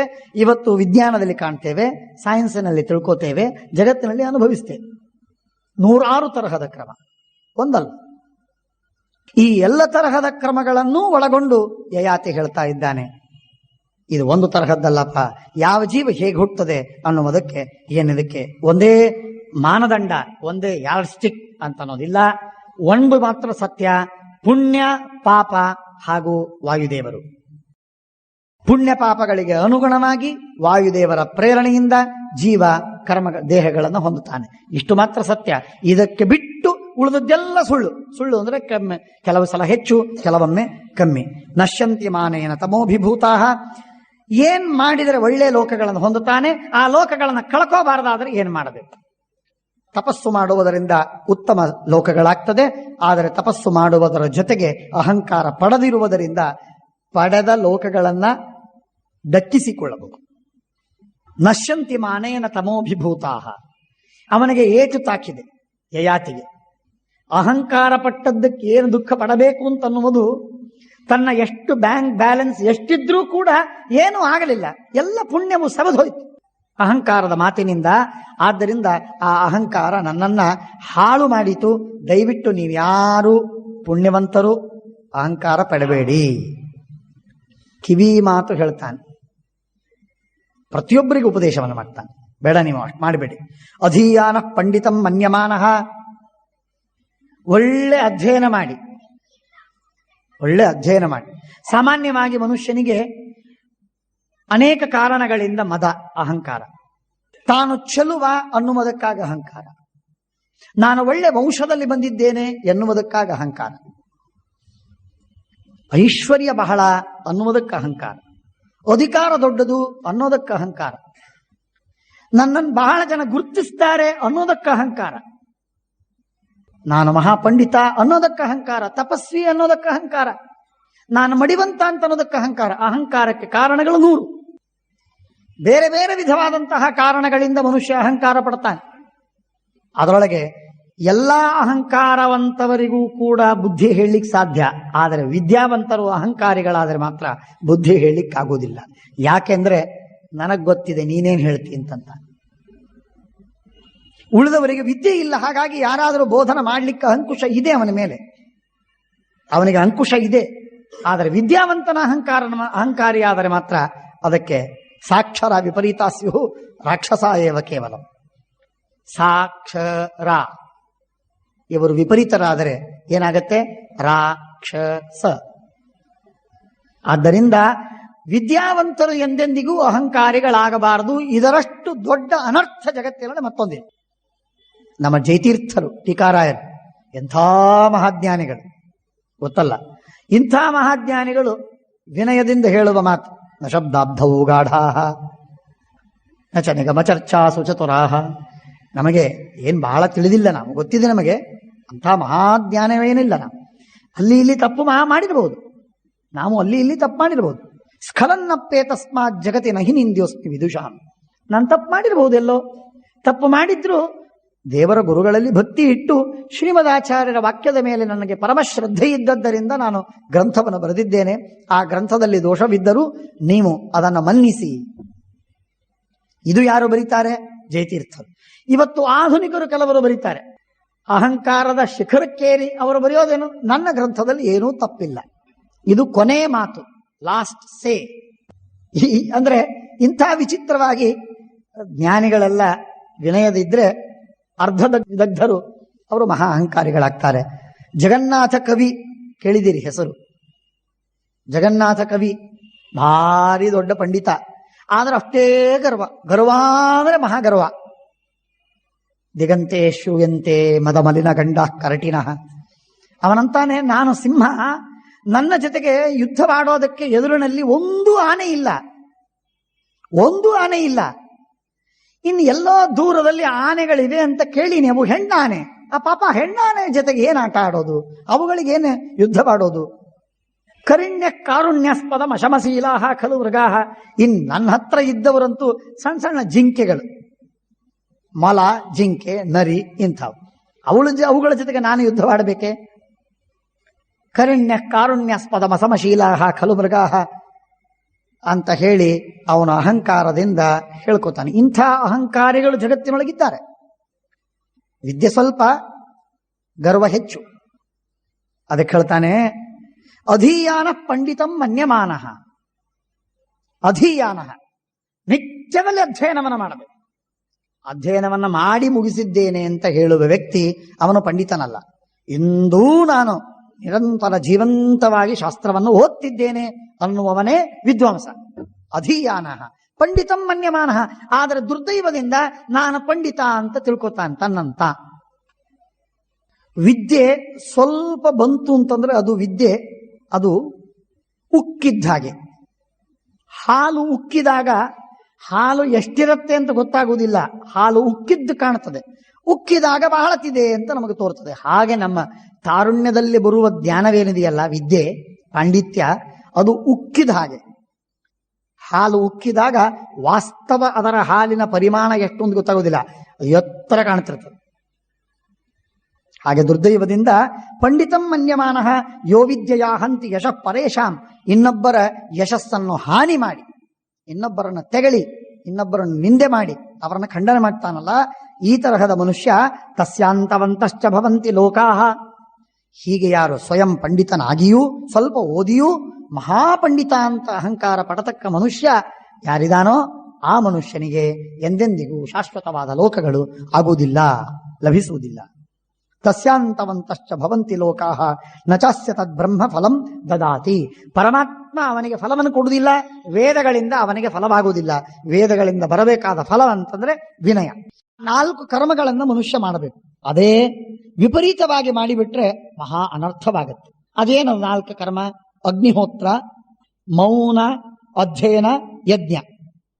ಈ 4 ಕರ್ಮಗಳಿವೆ. ಇದು ಬಹಳ ಒಳ್ಳೆಯ ಕರ್ಮಗಳು. ಆದರೆ ಇವುಗಳನ್ನೇ ಅಯಥಾಕೃತಾನಿ, ಸ್ವಲ್ಪ ತಿರುವು ಮುರುವಾಗಿ ಮಾಡಿಬಿಟ್ರಿ ಅಂತಂದ್ರೆ, ಅಹಂಕಾರದಿಂದ ನೀನು ಮಾಡಿದರೆ ಬಹಳ ದೊಡ್ಡ ಹಾನಿ. ಮನುಷ್ಯ ಅಹಂಕಾರಕ್ಕಾಗಿ ತಾನು ಅಗ್ನಿಹೋತ್ರಿ ಅಂತ ಅನ್ಕೋತಾನೆ, ದೊಡ್ಡ ಯಜ್ಞವನ್ನು ಮಾಡಿದೆ ಅಂತ ಅನ್ಕೋತಾನೆ. ಮಹಾಪಂಡಿತ ಅಂತ, ಓದ್ತೇನೆ ನಾನು, ಓದಿದವ ಅಂತಂತಾನೆ. ಅಹಂಕಾರದಿಂದಾಗಿ ನೀನು ಶಾಸ್ತ್ರವನ್ನು ಓದುವುದಾದರೆ ಓದ್ದೇ ಇರೋದು ಬೇಡ. ಇದರಲ್ಲಿ ಒಂದೆರಡು ಮಾತುಗಳನ್ನ ನಾನು ಹೇಳ್ತೀನಿ. ಮನುಷ್ಯ ಒಂದು ಹಂತಕ್ಕೆ ಬರುವವರೆಗೆ ನಮ್ಮ ಆಚಾರ್ಯರು ಹೇಳ್ತಿದ್ರು, ಪರಮ ಪೂಜ್ಯ ಆಚಾರ್ಯರು ಯಾವಾಗಲೂ ಹೇಳಬೇಕು, ಮನುಷ್ಯ ಓದುವ ಹಂತದಲ್ಲಿರುವಾಗ ಅಹಂಕಾರಿಯಾಗೋದು ಸಹಜ. ಆ ಅಹಂಕಾರ ಬಹಳ ದೊಡ್ಡ ದೋಷವಲ್ಲ, ಅದು ಹೋಗತ್ತೆ, ಹೋಗಬೇಕು. ಅಹಂಕಾರ ಪಡಬಾರದು. ಅಕಸ್ಮಾತ್ ಅಹಂಕಾರ ಬಂದರೆ ಅದನ್ನ ಕ್ಷಮ ಮಾಡಬೇಕು, ಬಿಟ್ಟು ಬಿಡಬೇಕು. ದೊಡ್ಡವನಾದ ಮೇಲೆ ತಿಳುವಳಿಕೆ ಬರ್ತದೆ. ಯಾಕೆ ಅಂದರೆ ಒಂದು ಸುಂದರ ದೃಷ್ಟಾಂತ ಕೊಡ್ತಿದ್ರು. ಮನೆ ಕಟ್ಟೋವಾಗ ಮನೆಯಲ್ಲೆಲ್ಲ ಹೊಲಸಾಗ್ತದೆ. ಸಿಮೆಂಟು, ಇಟ್ಟಿಗೆ, ಉಸುಕು, ಕಬ್ಬಿಣ, ಮುಳ್ಳು, ಮಳೆಗಳು ಎಲ್ಲ ಹೊಲಸು ಬೀಳ್ತದೆ. ಹೊಲಸು ಬಿದ್ದಿದೆ ಅಂತ ಹೇಳಿ ಮನೆನೇ ಕಟ್ಟಲಿಕ್ಕಾಗದೆ, ಮನೆನೇ ಕಟ್ಟದೇ ಇರಲಿಕ್ಕೆ ಸಾಧ್ಯವಿಲ್ಲ. ಮನೆ ಕಟ್ಟಬೇಕು, ಮನೆ ಕಟ್ಟೋದು ಅನಿವಾರ್ಯ. ಮನೆ ಕಟ್ಟಿ ಆದಮೇಲೆ ಒಳ್ಳೆ ಕಲ್ಲುಗಳನ್ನು ಹಾಕಿ ಪಾಲಿಶ್ ಮಾಡಿದಾಗ ಹೊಲಸು ಅಂದ್ರೆ ಹೊಲಸು, ಬಣ್ಣ ಕೊಡುವಾಗ ಇನ್ನೂ ಹೊಲಸು, ಎಲ್ಲ ತೆಗೆದಾಗಿ ತೊಳೆದಾದ ಮೇಲೆ ಎಷ್ಟು ಚೆನ್ನಾಗಿರ್ತದೆ. ಆ ಚಂದವನ್ನು ನೀವು ಕಾಣಬೇಕಾದರೆ ಮನೆ ಕಟ್ಟೋದು ಅವಶ್ಯಕ, ಕಲ್ಲು ಹಾಕೋದು ಅವಶ್ಯಕ, ಬಣ್ಣ ಕೊಡೋದು ಅನಿವಾರ್ಯ. ಆದರೆ ಅದೆಲ್ಲ ಆದ ಮೇಲೆ ಶಾಂತವಾದಂತಹ ಒಂದು ಚಿತ್ತ ನಿಮಗೆ ಸಿಗ್ತದೆ. ಅದನ್ನು ನಿಮಗೆ ನೋಡ್ಲಿಕ್ಕೆ ಸಿಗ್ತದೆ ಅಂತ ಅನ್ನೋದಕ್ಕಾಗಿ ಇಷ್ಟೆಲ್ಲ ನೀವು ಕಷ್ಟವನ್ನ ಸಹನೆ ಮಾಡ್ತೀರಿ, ಮಾಡಬೇಕು, ಮಾಡಿದ್ರೂ ತಪ್ಪಿಲ್ಲ, ವಿತ್ ಎ ಹೋಪ್. ಹಾಗೆ ವಿದ್ಯಾರ್ಥಿ ಅವಸ್ಥೆಯಲ್ಲಿ ಯಾರಾದರೂ ಓದುವವರು ಅಹಂಕಾರಿಗಳಾದರೆ ಪರವಾಗಿಲ್ಲ, ಇನ್ನು ಸಣ್ಣ ಹುಡುಗ ಅಹಂಕಾರ ಪಡ್ತಾನೆ ಅಂತ ಅದು ಕ್ಷಮ್ಯ. ಆದರೆ ಒಮ್ಮೆ ವಿದ್ವಾಂಸನಾದ ಮೇಲೆ ಅಹಂಕಾರ ಪಟ್ರೆ, ಅಥವಾ ಸ್ವಲ್ಪ ಓದಿದ್ದೇನೆ ಅಂತ ಅಂದ್ರೆ ಮ್ಯಾಚುರಿಟಿ ಬಂದ ಮೇಲೆ ಅಂತ ಅರ್ಥ, ಒಂದು ವಯಸ್ಸು ಬಂದ ಮೇಲೆ ಅಂತ ಅರ್ಥ, ಒಂದು ಹಂತಕ್ಕೆ ಮುಟ್ಟಿದ ಮೇಲೆ ಆ ಮನುಷ್ಯ ಆಗಲೂ ಅಹಂಕಾರ ಪಡ್ತಾನೆ ಅಂತಂದ್ರೆ ಸಣ್ಣ ವಯಸ್ಸಿನೊಳಗೆ ಜವಾನಿ ಇರ್ತದೆ, ವಿದ್ಯೆಯು ಸೇರಿರ್ತದೆ. ಹಾಗಾಗಿ ಮರ್ಕಟಸ್ಯ ಸುರಾಪಾನಂ ಮಧ್ಯೆ ವೃಶ್ಚಿಕ ದಂಶನಂ ತನ್ಮಧ್ಯೆ ಮಹಾಭೂತ ಸಂಚಾರ ಯದ್ವಾ ತದ್ವಾ ಭವಿಷ್ಯತಿ. ಆದರೆ ಅದೇ ಮನುಷ್ಯ ಒಂದು ಹಂತಕ್ಕೆ ಮುಟ್ಟಿದ ಮೇಲೆ ಅವನಿಗೆ ಅಹಂಕಾರ ಬರಬಾರದು. ತಾನು ಎಷ್ಟೇ ಓದಿರಲಿ ಅಹಂಕಾರ ಬರಬಾರದು. ನಮ್ಮ ಆಚಾರ್ಯರ ಸಿದ್ಧಾಂತ ಇತ್ತು, education is to build character.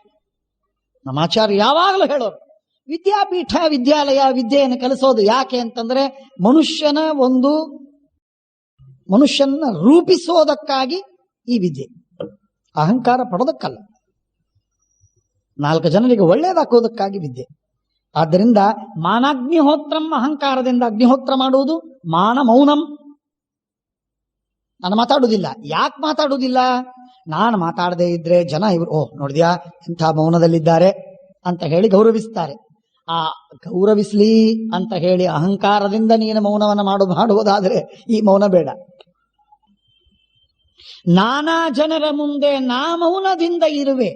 ವಾದರಾಜರಂತಾರೆ, ವ್ಯಾಸರಾಜರಂತಾರೆ, ಜನರ ಮುಂದೆ ಬಂದಾಗ ನಾನು ಮೌನವಾಗಿರ್ತೀನಿ, ಜಪ ಅಂತಂತೀನಿ, ಧ್ಯಾನ ಅಂತಂತೀನಿ, ಎಲ್ಲ ಮಾಡ್ತೀನಿ.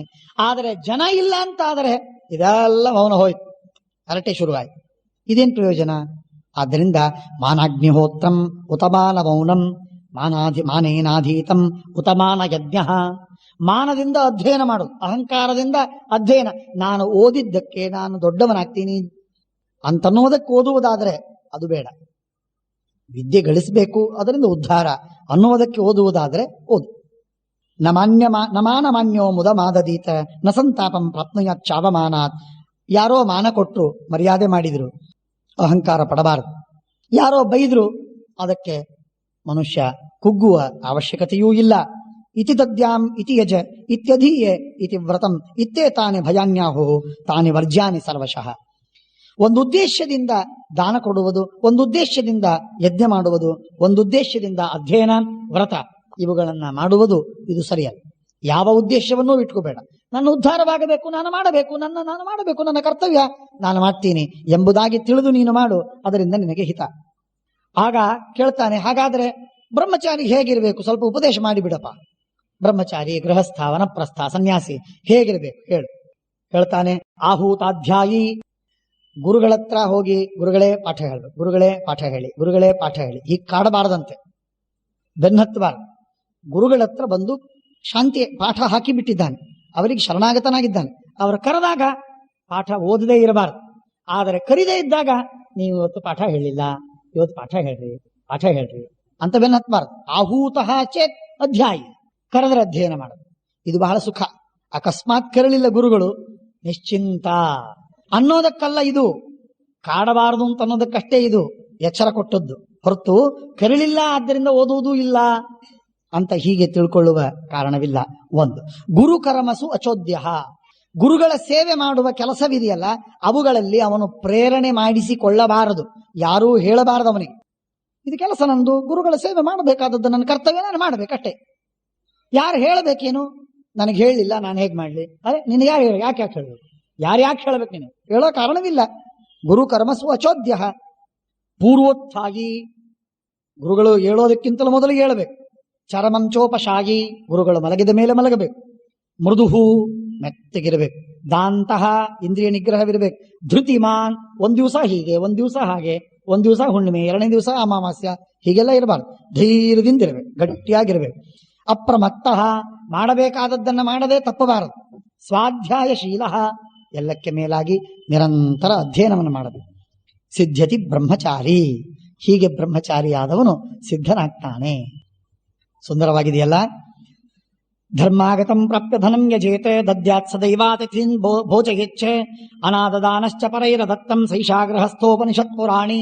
ಗೃಹಸ್ಥರಿಗೆ ರಹಸ್ಯವಾದ ಮಾತನ್ನು ಹೇಳ್ತೀನಿ ಕೇಳಿ. ಗೃಹಸ್ಥರಿಗೆ ರಹಸ್ಯವಾದ ಮಾತನ್ನು ಹೇಳ್ತೇನೆ ಕೇಳಿ.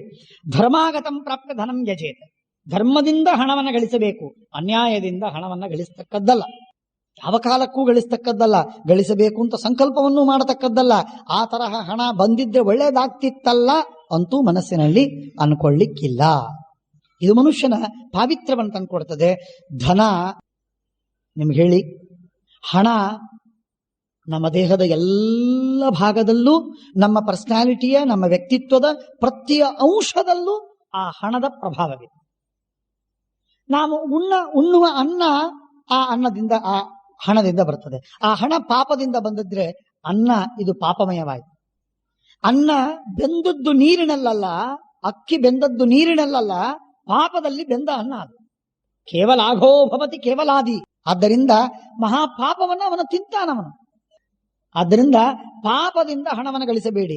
ಪಾಪದಿಂದ ನೀವೇನಾದ್ರೂ ಟ್ರೀಟ್ಮೆಂಟ್ ಮಾಡಿಸಿಕೊಂಡ್ರಿ, ಪಾಪದಿಂದ ಹಣ ಬಂತು, ಆ ಹಣದಿಂದ ನೀವು ಡಾಕ್ಟರಿಗೆ ಕೊಟ್ಟೋ ಔಷಧಿಯನ್ನು ತೆಗೆದುಕೊಂಡು ಟ್ರೀಟ್ಮೆಂಟ್ ಮಾಡಿಸಿಕೊಂಡ್ರೆ, ನಿಮಗೆ ಯಾವುದೋ ರೋಗವಾಗಿದೆ, ಆ ರೋಗವಾದಾಗ ನಿಮ್ಮ ಟ್ರೀಟ್ಮೆಂಟ್ ಏನು ಕೊಟ್ಟ ಆ ಟ್ರೀಟ್ಮೆಂಟ್ ಎಲ್ಲ ಪಾಪದ ಹಣದಿಂದ ಬಂದದ್ದು. ಅಂದ್ರೆ ನಿಮ್ಮ ದೇಹದಲ್ಲಿದ್ದದ್ದೆಲ್ಲ ಪಾಪಮಯ. ನೀವು ಓದುವುದು ಎಜುಕೇಶನ್, ಅದು ಪಾಪದ ಹಣವನ್ನು ಕೊಟ್ರಿ. ಹಾಗಾಗಿ ನಿಮಗೆ ಬಂದದ್ದೆಲ್ಲ ವಿದ್ಯೆ, ತಲೆಯಲ್ಲಿ ಬಂದದ್ದು ಅದು ಪಾಪದ ವಿದ್ಯೆ, ಪುಣ್ಯದ ವಿದ್ಯೆ ಅಲ್ಲ. ಪಾಪದಿಂದ ಹಣವನ್ನು ಗಳಿಸಿದರೆ ಆ ಹಣ ಎಲ್ಲೆಲ್ಲಿ ಉಪಯೋಗಿಸ್ತೀರಿ ಅದೆಲ್ಲವೂ ಪಾಪಮಯವಾಗಿದೆ. ಉಂಡ ಅನ್ನ, ಉಡುವ ಬಟ್ಟೆ, ಇರುವ ಮನೆ, ರೋಗಗಳಿಗೆ ನಿದಾನ ಉಪಾಯ, ಅಥವಾ ಶಿಕ್ಷಣ, ಇಲ್ಲವೇ ದಾನ ಯಜ್ಞ, ಎಲ್ಲ ಪಾಪಮಯ. ಪಾಪದಿಂದ ನೀವು ಹಣ ಗಳಿಸಿದಿರಿ, ಆ ಪಾಪದಿಂದ ನೀವು ಹೂ ತಂದ್ರಿ, ಆ ಹೂವಿನ ಅರ್ಚನೆಯನ್ನು ದೇವರಿಗೆ ಮಾಡಿದಿರಿ, ಅಂದ್ರೆ ಪಾಪವನ್ನೇ ದೇವರಿಗೆ ಅರ್ಚನೆ ಮಾಡಿದಿರಿ. ಆದ್ರಿಂದ ಪಾಪದಿಂದ ಹಣವನ್ನು ಗಳಿಸಬೇಡಿ ಅಂತ ಹೇಳ್ತಾರೆ. ಧರ್ಮಾಗತಂ ಪ್ರಾಪ್ಯ ಧನಂ ಯಜೇತ. ಕೃಷ್ಣ ಗೀತೆಯಲ್ಲಿ ಹೇಳ್ತಾನೆ, ಅನ್ಯಾಯೇನ ಅರ್ಥ ಸಂಚಯಾನ್ ಇದಮದ್ಯ ಮಯಾ ಲಬ್ಧಂ ಎಂ ಪ್ರಾಪ್ಸೆ ಮನೋರಥಂ ಇದಮಸ್ತೀದಮಪಿ ಮೇ ಭವಿಷ್ಯತಿ ಪುನರ್ಧನಂ ಅಸೌಮಯ ಹತಶತ್ರು ಹನಿಷ್ಯೇ ಚಾಪರಾನಪಿ. ಇದು ಇವತ್ತು ಗಳಿಕೆ, ಇನ್ನು ನಾಳೆ ಏನು ಗಳಿಕೆ ಅದು ಇನ್ನೂ ಹೆಚ್ಚಿದೆ. ನಾಳೆ ನನಗೆ ಅಲ್ಲಿ ಪೋಸ್ಟಿಂಗ್ ಆಗಿದೆ, ಫಸ್ಟ್ ಕ್ಲಾಸ್, ಏನ್ ಚಿಂತಿಲ್ಲ, ಬೆಳಗಿನಿಂದ ಸಾಯಂಕಾಲದವರೆಗೆ ಇಷ್ಟು ಲೆಕ್ಕ ಹೇಳಿ ಹೆಂಡತಿ ಮುಂದೆ ಪ್ರತಿಜ್ಞಾ ಮಾಡಿ ಹೋಗಿರ್ತಾನೆ. ಏನ್ ಪ್ರಯೋಜನ? ಹೀಗೆ ಅನ್ಯಾಯದಿಂದ ತಾನು ಗಳಿಸಿದ್ರೆ. ಧರ್ಮಾಗತಂ ಪ್ರಾಪ್ಯ ಧನಂ ಯಜೇತ, ಯಜ್ಞವನ್ನು ಮಾಡಬೇಕು ಒಂದು. ಎರಡನೇದಾಗಿ ದದ್ಯಾತ್, ದಾನ ಕೊಡಬೇಕು. ಸದೈವ ಅತಿಥೀನ್ ಭೋಜಯೇಚ್ಛ, ಯಾವಾಗಲೂ ಅತಿಥಿಗಳಿಗೆ ಊಟಕ್ಕೆ ಹಾಕಬೇಕು, ಭೋಜನ ಮಾಡಿಸಬೇಕು. ಅನಾದದಾನಶ್ಚ ಪರೈರದತ್ತಂ, ಇನ್ನೊಬ್ಬರಿಂದ ಹಣವನ್ನ ಕೇಳಿ ತೆಗೆದುಕೊಳ್ಳಬಾರದು. ಗೃಹಸ್ಥನಾದವನು ಪರೈರದತ್ತಂ ಸೈಷಾ ಗೃಹಸ್ಥೋಪನಿಷತ್ ಪುರಾಣಿ. ಹೀಗೆ ಅನೇಕ ವಿಧವಾದಂತಹ ಮಾತುಗಳನ್ನು ಹೇಳ್ತಾರೆ. ಅಶಿಲ್ಪ ಜೀವಿ ಗುಣವಂಶ್ಚೈವ ನಿತ್ಯಂ ಜಿತೇಂದ್ರಿಯ ಸರ್ವತೋ ವಿಪ್ರಯುಕ್ತ ಅನೋಕಶಾಯಿ ಲಘುರಲ್ಪಚಾರ ಚರನ್ ಪ್ರದೇಶಾನ್ ಅನೇಕ ಚಾರ ಸಭಿಕ್ಷು. ಹೀಗೆ ಅನೇಕ ಹೇಳಿದ್ರು. ಯತಿಯಾದ ವಿಷಯದಲ್ಲಿ, ಯತಿಯ ವಿಷಯದಲ್ಲಿ ಒಂದು ಮಾತನ್ನು ಹೇಳ್ತಾರೆ, ನಗ್ರಾಮ್ಯಂ ಉಪಯುಂಜೇತೆ. ನಗ್ರಾಮ್ಯಂ ಉಪಯುಂಜೇತೆ, ಯಾವ ಎಂಟರ್ಟೈನ್ಮೆಂಟ್ ಅಂತನ್ನುವುದನ್ನ ಒಬ್ಬ ಸನ್ಯಾಸಿ ಎಂದೆಂದಿಗೂ ತಾನು ಮಾಡಿಕೊಳ್ಳಬಾರದು, ಎಂದಿಗೂ ಮಾಡಿಕೊಳ್ಳಬಾರದು. ನ ಗ್ರಾಮ್ಯಂ ಉಪಯುಂಜೀತ ಯ ಅರಣ್ಯೋ ಮುನಿರ್ಭವೇತ್ ತಥಸ್ಯ ವಸತೋರಣ್ಯೇ ಗ್ರಾಮೋ ಭವತಿ ಪೃಷ್ಠತಃ ಕೌಪೀನಾಚ್ಛಾದನಂ ಯಾವತ್ ತಾವದಿಚ್ಛೆಚ್ಚ ಚೀವರಂ ಯಾವತ್ ಪ್ರಾಣಾಭಿಸಂಧಾನಂ ತಾವದಿಚ್ಛೆಚ್ಚ ಭೋಜನಂ. ಉಣಬೇಕೆಷ್ಟು ಬದುಕುವುದಕ್ಕೆ, ಬಟ್ಟೆಯಷ್ಟು ಮಾನ ಉಳಿಸುವುದಕ್ಕೆ, ಇಷ್ಟು ಬಿಟ್ರೆ ಇನ್ನೇನು ತನ್ನದಲ್ಲ. ಹೀಗೆ ಸನ್ಯಾಸಿ ಇರಬೇಕು ಅಂತನ್ನುವುದನ್ನ ಹೇಳ್ತಾರೆ. ಬಹಳ ಸುಂದರವಾದ ಮಾತು. ಅಷ್ಟೌ ಗ್ರಾಸಾಹ ಮುನೇರ್ ಭಕ್ಷ್ಯಾಹ, 8 ತುತ್ತುಗಳನ್ನು ತಿನ್ನಬೇಕು ಸನ್ಯಾಸಿಯಾದವ. ವನಪ್ರಸ್ಥ 16 ತುತ್ತುಗಳನ್ನು ತಿನ್ನಬೇಕು. ಗೃಹಸ್ಥನಾದವನು ಕಂಡಷ್ಟಲ್ಲ 32 ತುತ್ತುಗಳನ್ನ 32 ತುತ್ತುಗಳನ್ನ ಎಲೆಯಲ್ಲಿ ಬಡಿಸಿಕೊಂಡು ತಿನ್ನಬೇಕು. ಆದ್ದರಿಂದ ಅಷ್ಟೌಗ್ರಾಸ ಮುನೆ ಪ್ರೋಕ್ತಾ 16 ಅರಣ್ಯವಾಸಿನಃ 32 ಗೃಹಸ್ಥಸ್ಯ. ಬ್ರಹ್ಮಚಾರಿಗಳು ಏನೂ ಚಿಂತಿಲ್ಲ. ಬೆಳಿಗ್ಗೆ, ಮಧ್ಯಾಹ್ನ, ಮತ್ ಸ್ವಲ್ಪ ಸಾಯಂಕಾಲ, ರಾತ್ರಿ ಅಕಸ್ಮಾತ್ ತಡವಾಗಿ ಇದ್ರೆ ಹಾಗೂ ಒಂದು ಸ್ವಲ್ಪ ವ್ಯವಸ್ಥೆ ಮಾಡ್ಕೊಳ್ಳಿಕ್ ಚಿಂತಿಲ್ಲ. ಅಮಿತಂ ಬ್ರಹ್ಮಚಾರಿಣ, ಲೆಕ್ಕ ಇಲ್ಲದೆ ಇದ್ದಟ್ಟು. ಹೊಟ್ಟೆ ಮಾತ್ರ ಮಿತ ಇದೆ, ಅದಕ್ಕೆ ತಕ್ಕಷ್ಟು ಮಿತ ಇರಬೇಕು. ಅಮಿತಂ ಬ್ರಹ್ಮಚಾರಿಣ, 15 ಹೋಳಿಗೆ ತಿನ್ಲಿಕ್ಕೆ ಏನೂ ತಪ್ಪಿಲ್ಲ. ಮಿನಿಮಮ್ ಪ್ರಾರಂಭ 15 ಹೋಳಿಗೆ, 1 ಬಕೆಟ್ ಪಾಯಸ, ಎಷ್ಟು ವ್ಯವಸ್ಥೆ. ಕತ್ತರಿಸೋ ಶುರು ಶ್ರಾವಣ ಮಾಸ ಮೊದಲನೇ ಶುಕ್ರವಾರ. ಶುಕ್ರವಾರ ಬೆಳೆದಾಗ ಬೆಳೆಸೋದು. ಅಷ್ಟೌ ಗ್ರಾಸಾ ಮುನಿರ್ ಪ್ರೋಕ್ತಾ 16 ಅರಣ್ಯವಾಸಿನಃ 32 ಗೃಹಸ್ಥಸ್ಯ ಅಮಿತಂ ಬ್ರಹ್ಮಚಾರಿಣಃ. ಸಮೃದ್ಧವಾಗಿ ತಿನ್ನಬೇಕು. ಇನ್ನು ಯಾರು ಮುಂದೆ ಯಾವುದೋ ಒಂದು ಮಧೋತೀರ್ಥ ಇತ್ಯಾದಿ ಆಶ್ರಮ ಸನ್ಯಾಸವನ್ನು ಮೊದಲೇ ಅದರ ವ್ಯವಸ್ಥೆ ಮಾಡ್ಕೋಬೇಕು. ಅವನು ಆ ತರ ವಿಚಾರ ಮಾಡಿ ಎಲ್ಲ ಮಾಡ್ಕೊಂಡು ಮಾಡಬೇಕು. ಇತಿ ಹೀಗೆಲ್ಲ ಶಾಸ್ತ್ರಗಳನ್ನು ಹೇಳಿ ಅನೇಕ ಮುಂದೆ ಬೇಕಾದಷ್ಟು ವಿಷಯಗಳನ್ನು ಯತ್ ಪೃಥಿವ್ಯಾಂ ವಿಹಿತಂ ಗವಾಶ್ವಂ ಸಹ ಅರಣ್ಯ ಪಶುಭಿ ಪರ್ವತೈಶ್ಚ ತಾವಲ್ಲೋಕಾದಿವಿತೆ ಸಂಸ್ಥಿತಾ ವೈ ತಥಾ ವಿಜಾನೀಹಿ ನರೇಂದ್ರ ಸಿಂಹ. ಬೇಕಾದಷ್ಟು ಲೋಕಗಳಿವೆ, ಆ ಎಲ್ಲ ಲೋಕಗಳು ನನಗಿತ್ತು, ಅವುಗಳನ್ನು ನಾನು ಭೋಗ ಮಾಡಿದೆ, ಎಲ್ಲ ಭೋಗ ಮಾಡಿ ಕೆಳಗೆ ಬಿದ್ದೀನಿ, ಈಗ ಬೀಳ್ತಾ ಇದ್ದೀನಿ ಸ್ವಾಮಿ ಅಂತ ತನ್ನ ಆ 4 ಜನರಿಗೆ ಹೇಳಿದರೆ ಅವರಂದ್ರು, ನನ್ನ ಪುಣ್ಯ ಬೇಕಾದಷ್ಟಿದೆ, ಆ ಪುಣ್ಯವನ್ನು ನಿನ್ನ ಧಾರೆ ಎರೆದು ಕೊಡ್ತೀನಿ, ನೀನು ಹೋಗು, ಸ್ವರ್ಗಕ್ಕೆ ಹೋಗು ಅಂದ್ರೆ ಆಗ ಹೇಳ್ತಾನೆ, ನಾನು ಬ್ರಾಹ್ಮಣ ಅಲ್ಲಪ್ಪ, ನಿಮ್ಮಿಂದ ಪುಣ್ಯವನ್ನು ದಾನವಾಗಿ ಪಡಿಲಿಕ್ಕೆ ನಾನು ಬ್ರಾಹ್ಮಣ ಅಲ್ಲ. ಬ್ರಾಹ್ಮಣ ಆದಾನ ಮಾಡಬಹುದು, ಪುಣ್ಯವನ್ನ, ದಕ್ಷಿಣೆಯನ್ನ, ದಾನವನ್ನ ತೆಗೆದುಕೊಳ್ಳಬಹುದು. ನಾನು ಬ್ರಾಹ್ಮಣ ಅಲ್ಲ, ನಾನು ಕ್ಷತ್ರಿಯ. ಆದ್ದರಿಂದ ನನಗೆ ಪ್ರತಿಗ್ರಹೇ ವರ್ತತೆ ರಾಜಮುಖ್ಯ, ಮಹಾಪಾಪ ಬರ್ತದೆ ನನಗೆ. ನಾನು ನಿಮ್ಮಿಂದ ಪುಣ್ಯವನ್ನು ಸ್ವೀಕಾರ ಮಾಡುವುದಿಲ್ಲ. ಪುಣ್ಯವನ್ನು ದಾನ ಕೊಡುವುದುಂಟು, ಆ ಪುಣ್ಯದ ದಾನವನ್ನು ಸ್ವೀಕಾರ ಮಾಡಲಿಲ್ಲ ಯಯಾತಿ. ಇದು ಅಷ್ಟಕ ಹೇಳಿದ, ನನ್ನ ಪುಣ್ಯಗಳನ್ನು ಕೊಡ್ತೇನೆ ಅಂತ ಅವನ ಬೇಡ ಅಂದ. ಆಗ ಪ್ರತರ್ಧನ ಅಂತ ಮತ್ತೊಬ್ಬ ಅವನು ಹೇಳ್ತಾನೆ, ನನ್ನ ಪುಣ್ಯನ ಸ್ವೀಕಾರ ಮಾಡು ಅಂತ. ಅವನಂದ, ನೀನು ಕ್ಷತ್ರಿಯ, ನಾನೂ ಕ್ಷತ್ರಿಯ, ನಾನು ನಿನ್ನ ಪುಣ್ಯವನ್ನು ತೆಗೆದುಕೊಳ್ಳಿಕ್ಕೆ ಸಾಧ್ಯವಿಲ್ಲ. ನಾನು ಸ್ವಂತ ಪುಣ್ಯವನ್ನ ಮಾಡಿ ನಾನು ಗಳಿಸ್ತೀನಿ ಲೋಕಗಳನ್ನ. ನನಗೆ ನಿನ್ನ ಪುಣ್ಯವನ್ನ ದಾನವಾಗಿ ತೆಗೆದುಕೊಳ್ಳುವಂತಹ ಅಗತ್ಯ ನನಗಿಲ್ಲ. ನತುಲ್ಯ ತೇಜ ಸುಕೃತಂ ಕಾಮಯೇತ ಯದಾ ಭವೇತ್ ಸಂಶಯೋ ಧರ್ಮ ಕಾರ್ಯೇ ಕಾಮಾರ್ಥೌ ವಾ ಯತ್ರ ವಿಂದಂತಿ ಸಮ್ಯಕ ಕಾರ್ಯಂ ತತ್ರ ಪ್ರಥಮಂ ಧರ್ಮ ಕಾರ್ಯಂ ಎನ್ನೋ ವಿರುದ್ಧ್ಯಾದರ್ಥ ಕಾಮೌಸ ಧರ್ಮ. ಹೀಗೆ ಆ ರೀತಿಯಾಗಿ ಹೇಳಿದ. ಆಮೇಲೆ ವಸುಮನ ಅಂತ ಮತ್ತೊಬ್ಬ ಹೇಳ್ತಾನೆ, ಬೇಡಪ್ಪ, ನಾನು ನಿನಗೆ ಪುಣ್ಯವನ್ನು ಕೊಡ್ತೇನೆ, ನೀನ್ ದಾನ ತೆಗೆದುಕೊಳ್ಳಬೇಡ, ನೀನ್ ಅದಕ್ಕೆ ಏನಾದ್ರೂ ಕೊಟ್ಟು ಬಿಡು. ಏನಾದ್ರೂ ಕೊಟ್ಟು ಬಿಟ್ರೆ ಸಾಕು, ನಾವು ಕೊಂಡುಕೊಂಡಂತೆ ಆಯ್ತು. ನಾನು ಮಾಡಿದ ಪುಣ್ಯವನ್ನ ನೀನು ನನಗೇನೋ ಒಂದು ಕೊಟ್ಟು ನೀನು ಕೊಂಡು ಬಿಟ್ರೆ ಕೊಂಡುಕೊಂಡಂತೆ ಆಯ್ತು, ಪುಣ್ಯವನ್ನ ದಾನ ಎಲ್ಲಿ ಪಡೆದಂತೆ ಆಯ್ತು. ಆಗಲಿಲ್ಲ, ಪಾಪ ಬರುವುದಿಲ್ಲ ನಿನಗೆ. ಕ್ಷತ್ರಿಯನಾದ್ರೇನು ತಪ್ಪಿಲ್ಲ ಇದಕ್ಕೆ ಅಂದ್ರೆ. ಹೌದು, ಏನು ಕೊಡಬೇಕು ಅದಕ್ಕೆ? ಏನ್ ಕೊಡೋದು ಬೇಡ, ನೀನು ಒಂದು ಹುಲ್ಲು ಕಡ್ಡಿ ಕೊಟ್ಟು ಬಿಡು ನನಗೆ, ನಾನು ನನ್ನ ಪುಣ್ಯವನ್ನು ಕೊಟ್ಟು ಬಿಡ್ತೀನಿ. ಯಯಾತಿ ಅಂತಾನೆ, ನೋ ನಮಿಚ್ಛಾಹಂ ವಿಕ್ರಯಂ ವೈ ಸ್ಮರಾಮಿ. ಏನಿದು ವಸುಮನ, ಈ ತರ ಎಲ್ಲ ಆಗುವುದಿಲ್ಲ. ನೀನು 1000 ವರ್ಷ ನಾನು ಸ್ವರ್ಗದಲ್ಲಿ ಭೋಗ ಮಾಡುವುದಕ್ಕೆ ಬೇಕಾಗುವಷ್ಟು ಪುಣ್ಯವನ್ನು ನೀನು ಕೊಡೋನು, ಅದಕ್ಕೆ ನಾನು ನಿನ್ ತಿರುಗಿ ಒಂದು ಹುಲ್ಲು ಕಡ್ಡಿ ಕೊಡೋದ ಸಾಧ್ಯವಿಲ್ಲ. ಇದು ಸರಿಯಾದ ವ್ಯವಹಾರವೇನು, ವ್ಯಾಪಾರವೇನಿದು? ಅಲ್ಲ. ಮಾರಾಟ ಸರಿಯಲ್ಲ. ಇದಕ್ಕೆ ಎಷ್ಟು ಮನೆ?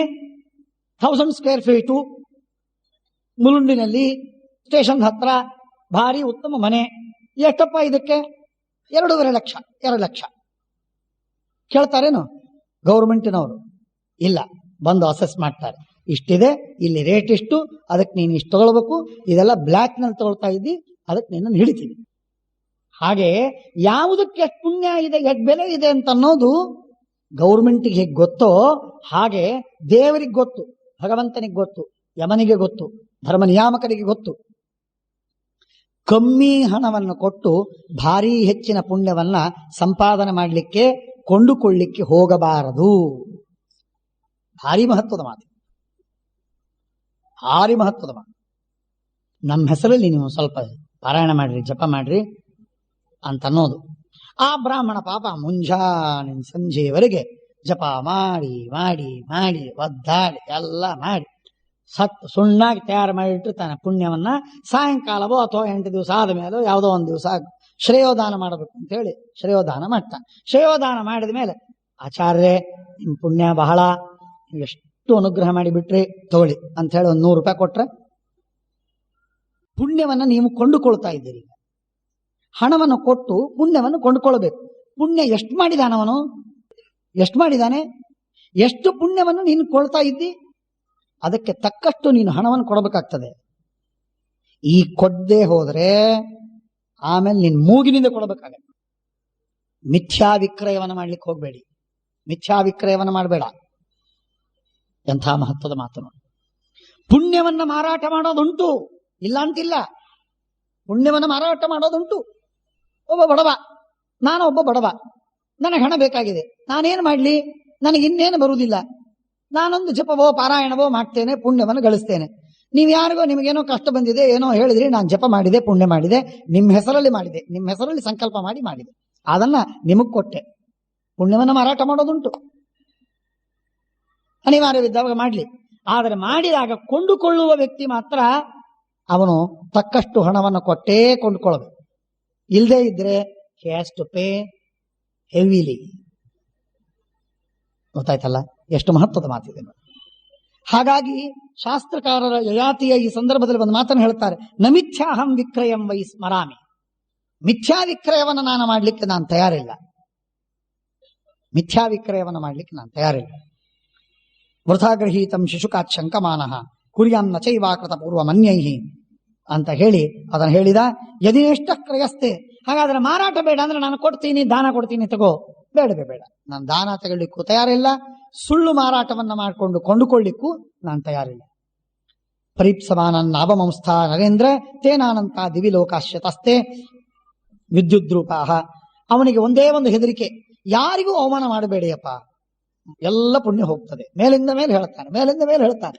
ಯಯಾತಿಗೆ ಬಹಳ ದೊಡ್ಡ ಶಾಕ್ ಆಗಿದೆ, ಬಹಳ ದೊಡ್ಡ ಆಘಾತವಾಗಿದೆ. ಮಾಡಿದ ಪುಣ್ಯ ಎಲ್ಲ ಹಸಿಸಿ ಹೋಯ್ತು, ಕ್ಷಯಿಸಿ ಹೋಯ್ತು, ಹೇಳ ಹೆಸರಿಲ್ಲದೆ ನಾಶವಾಯಿತು. ಇಷ್ಟೆಲ್ಲ ಪುಣ್ಯ ನಾನು ಒಂದೇ ಒಂದು ಶಬ್ದ ಮಾತಾಡಿದ್ದಕ್ಕೆ, ಅಹಂಕಾರ ಪಟ್ಟದ್ದಕ್ಕೆ ಇಷ್ಟೆಲ್ಲ ಹಾಳಾಯ್ತಲ್ಲ ಅಂತ ಮರುಕ ಇದೆ ಅವನಿಗೆ. ಹಾಗಾಗಿ ಆ ಕೊರಗಿನಲ್ಲಿ ಹೇಳ್ತಾ ಇದ್ದಾನೆ, ಎಲ್ಲರಿಗೂ ಹೇಳ್ತಾ ಇದ್ದಾನೆ, ದಯವಿಟ್ಟು ಯಾರಿಗೂ ನೀವೇನು ಅನ್ಬೇಡಿ, ಏನು ಅನ್ಬೇಡಿ. ಅವನ ಅದೊಂದು ಶಾಕ್ ಆಗಿದೆ ಮಾನಸಿಕವಾಗಿ. ತೇಚಾಪ್ಯನಂತ ನರದೇವಲೋಕಾಹ ತಥದ್ಯ ಲೋಕೆ ನರಮೇನ್ಯ ದತ್ತೆ ಅಹಂ ತನ್ನಾಭಿಜಾನಾಮಿ ಯತ್ಕೃತಂ ನಮಯಾಪುರ ಯುಷ್ಮಾನೇತೆ ವಹಿಷ್ಯಂತೆ ರಥಃ ಪಂಚ ಹಿರಣ್ಮಯಾಹ. ಹಾಗೆ ಅಂತ ಹೇಳ್ತಾ ಇರುವಾಗ ಅಷ್ಟೊತ್ತಿಗೆ ಈ 4 ಜನ ಮಕ್ಕಳು, ಇವರೆಲ್ಲರೂ ಕೂಡ, ಇವು 4 ಜನ ಏನಿದ್ದಾರೆ, ಅಷ್ಟಕ, ವಸುಮನ, ಪ್ರತರ್ಧನ, ಶಿಬಿ, ಈ 4 ಜನರು ಕೂಡ ಯಯಾತಿಯ ಮಗಳ ಮಕ್ಕಳು, ಯಯಾತಿಯ ಮಗಳ ಮಕ್ಕಳು. ಆ ಯಯಾತಿಯ ಮಗಳ ಮಕ್ಕಳು ಅಂದರೆ ದೌಹಿತ್ರ ಮಗಳ ಮಕ್ಕಳು. ಆ ದೌಹಿತ್ರರು ಕೊಟ್ಟ ಈ ಪುಣ್ಯವನ್ನ ಸ್ವೀಕಾರ ಮಾಡುವುದಕ್ಕೆ ಅವಳ ತಾಯಿ ಬರ್ತಾಳೆ ಸ್ವತಃ, ಅಂದ್ರೆ ಯಯಾತಿಯ ಮಗಳು. ಅವಳು ಬಂದು ಹೇಳ್ತಾಳೆ, ಅಪ್ಪ ಇದೇನು, ನೀನ್ ಯಾಕೆ ಬರ್ತಾ ಇದ್ದಿ, ಎಲ್ಲಿ ಬಿದ್ದಿ ನೀನು? ಇಷ್ಟೊತ್ತಿನವರೆಗೆ ಮಾತಾಡೋವರೆಗೆ ಅವಳು ಹೊರಗೆ ಇದ್ಲು, ಮೃಗಗಳ ಜೊತೆಗೆ ಓಡಾಡ್ತಿದ್ಲು. ಈಗ ಅವಳು ಆ ಯಜ್ಞಶಾಲೆಗೆ ಬರ್ತಾಳೆ, ತನ್ನ ಮಕ್ಕಳೆಲ್ಲರೂ ಸೇರಿ ಮಾಡುವ ಯಜ್ಞಶಾಲೆಗೆ ಬರ್ತಾಳೆ. ಯಜ್ಞಶಾಲೆಗೆ ಬಂದಾಗ ಅಲ್ಲಿ ಮೇಲೆ ಯಯಾತಿ ಕೆಳಗೆ ಬೀಳ್ತಾ ಇದ್ದಾನೆ, ಅದನ್ನು ನೋಡ್ತಾಳೆ. ನೋಡಿ ಯಯಾತಿ ಅಂತ ಗುರ್ತು ಹಿಡಿದು ನಮಸ್ಕಾರ ಮಾಡ್ತಾಳೆ. ಅವನು ಗುರ್ತು ಹಿಡಿದು ಆಶೀರ್ವಾದ ಮಾಡ್ತಾನೆ. ಆಗ ಕೇಳ್ತಾನೆ, ಇವ್ರು ಯಾರು, ಇಲ್ಲಿ ಬಂದಿ ನೀನು, ಇಲ್ಲಿ ಯಾರು ಇವರು? ಇವರೆಲ್ಲ ನಿನ್ನ ಮಕ್ಕಳು, ನನ್ನ ಮಕ್ಕಳಿವರು, ಅಂದ್ರೆ ನಿನ್ನ ಮೊಮ್ಮಕ್ಕಳು ಅಂತ ಹೇಳಿದಾಗ ಬಹಳ ಖುಷಿ ಆಯ್ತು. ಅಂದ್ರೆ ಮೊಮ್ಮಕ್ಕಳು ಹೌದು, ಸಜ್ಜನರೂ ಹೌದು. ಅವರ ಮಧ್ಯದಲ್ಲಿ ಈ ಅಜ್ಜನನ್ನ ಇಂದ್ರ ಕೆಳಗೆ ಕೆಡವಿದ್ದ. ಹಾಗಾಗಿ ಬಿದ್ದಿದ್ದ. ಆ 4 ಜನ ಮಕ್ಕಳ ಜೊತೆಗೆ ಮಾತಾಡಿ ಆಮೇಲೆ ಹೇಳ್ತಾನೆ. ಆ ಸಂದರ್ಭದಲ್ಲಿ ಆಗ ಒಂದು ಧರ್ಮವನ್ನು ಮಾಡಿಬಿಡ್ತಾನೆ. ಯಯಾತಿ ಒಂದು ಅದ್ಭುತವಾದ ಧರ್ಮವನ್ನು ಮಾಡ್ತಾನೆ. ಏನ್ ಧರ್ಮ ಮಾಡ್ತಾನೆ ಅಂತಂದ್ರೆ, ಅಜ್ಜನ ಶ್ರಾದ್ದಕ್ಕೆ ಮಗಳ ಮಕ್ಕಳು ಉತ್ತಮ ಬ್ರಾಹ್ಮಣರು, ದೌಹಿತ್ರ ಕುತಪ ತಿಲಾಹ. ಅದು ಧರ್ಮ ಮಾಡಿದ್ದು. ಅನಾದಿ ಕಾಲದಿಂದ ಧರ್ಮ ಇದೆ. ಆದರೆ ಆ ಧರ್ಮವನ್ನ ಮತ್ತೆ ರಿವೈಸ್ ಮಾಡಿ ಅದನ್ನು ರಿಅಸರ್ಟ್ ಮಾಡಿದಂತಹ ಕೆಲಸ ಇವನ ಜವಾಬ್ದಾರಿ. ಇದಾಗಲೇಬೇಕು. ಹಾಗೆ ಆಗ ಆಯ್ತು. ಯದಿ ಧರ್ಮ ಫಲಂ ಹೇತಚ್ಛವನಂ ತವ ಭವಿತಾ ತವ ದುಹಿತ್ರಾ ಚೈವ ದೌಹಿತ್ರೈಹಿ ತಾರಿತೋಹಂ ಮಹಾತ್ಮಭಿ ಅಂತ ಹೇಳಿ ಶ್ರಾದ್ದಗಳಲ್ಲಿ 3 ಉತ್ತಮವಾದ. 1 ಮಗಳ ಮಗ, 2 ಕುತಪ ಬರ್ತದೆ ಏನು ಅಂತ, ತಿಲ ಎಳ್ಳು ಮಗಳ ಮಗ ಹಾಗೂ ಕುತಪ ಕಾಲ. ಈ 3 ಶ್ರಾದ್ದದಲ್ಲಿ ಬಹಳ ಅವಶ್ಯಕ. ಅದಿದ್ರೆ ಅಜ್ಜಂದ್ರಿಗೆ ಬಹಳ ಪ್ರೀತಿ, ಬಹಳ ತೃಪ್ತಿ. 1 3 ಛಾತ್ರ ಪ್ರಶಂಸಂತಿ ಶೌಚಂ ಅಕ್ರೋಧಂ ಅತ್ವರ.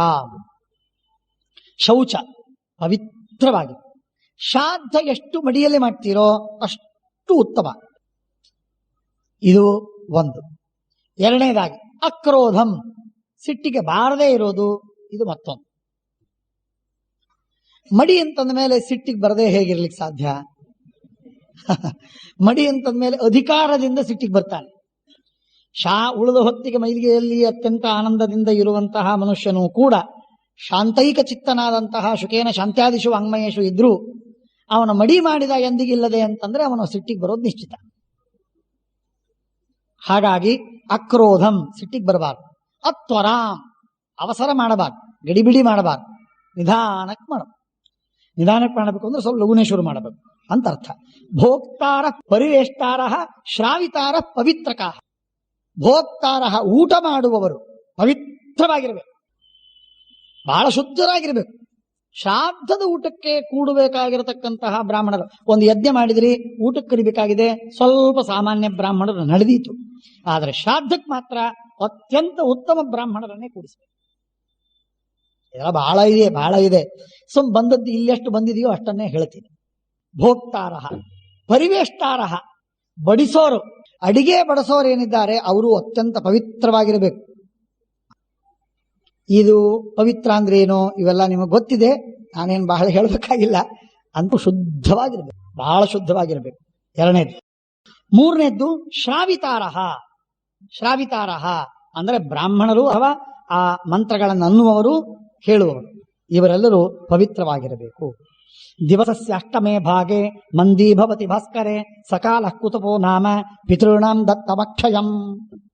ಸೂರ್ಯೋದಯದಿಂದ ಸೂರ್ಯಾಸ್ತದವರೆಗೆ ಎಷ್ಟು ಕಾಲ? ಸಾಮಾನ್ಯವಾಗಿ 12 ಗಂಟೆ. ಆ 12 ಗಂಟೆಯನ್ನ 15 ಭಾಗವಾಗಿ ಮಾಡಬೇಕು. 12 ಗಂಟೆಯನ್ನ 15 ಭಾಗವಾಗಿ ಮಾಡಿದರೆ ಹೆಚ್ಚು ಕಡಿಮೆ 48 ನಿಮಿಷಗಳ ಒಂದು ಭಾಗವಾಗ್ತದೆ. ಹೆಚ್ಚು ಕಡಿಮೆ, ಕೆಲವೊಮ್ಮೆ ಹೆಚ್ಚು ಕೆಲವೊಮ್ಮೆ ಕಡಿಮೆ. ಆ 48 ನಿಮಿಷಗಳ ಒಂದು ಭಾಗವೇನಿದೆಯೋ ಆ ಒಂದು ಅಂಥ 48 ನಿಮಿಷದ ಒಂದು ಭಾಗದಂತಹದ್ದು 8 ಭಾಗಗಳು ಕಳಿಬೇಕು.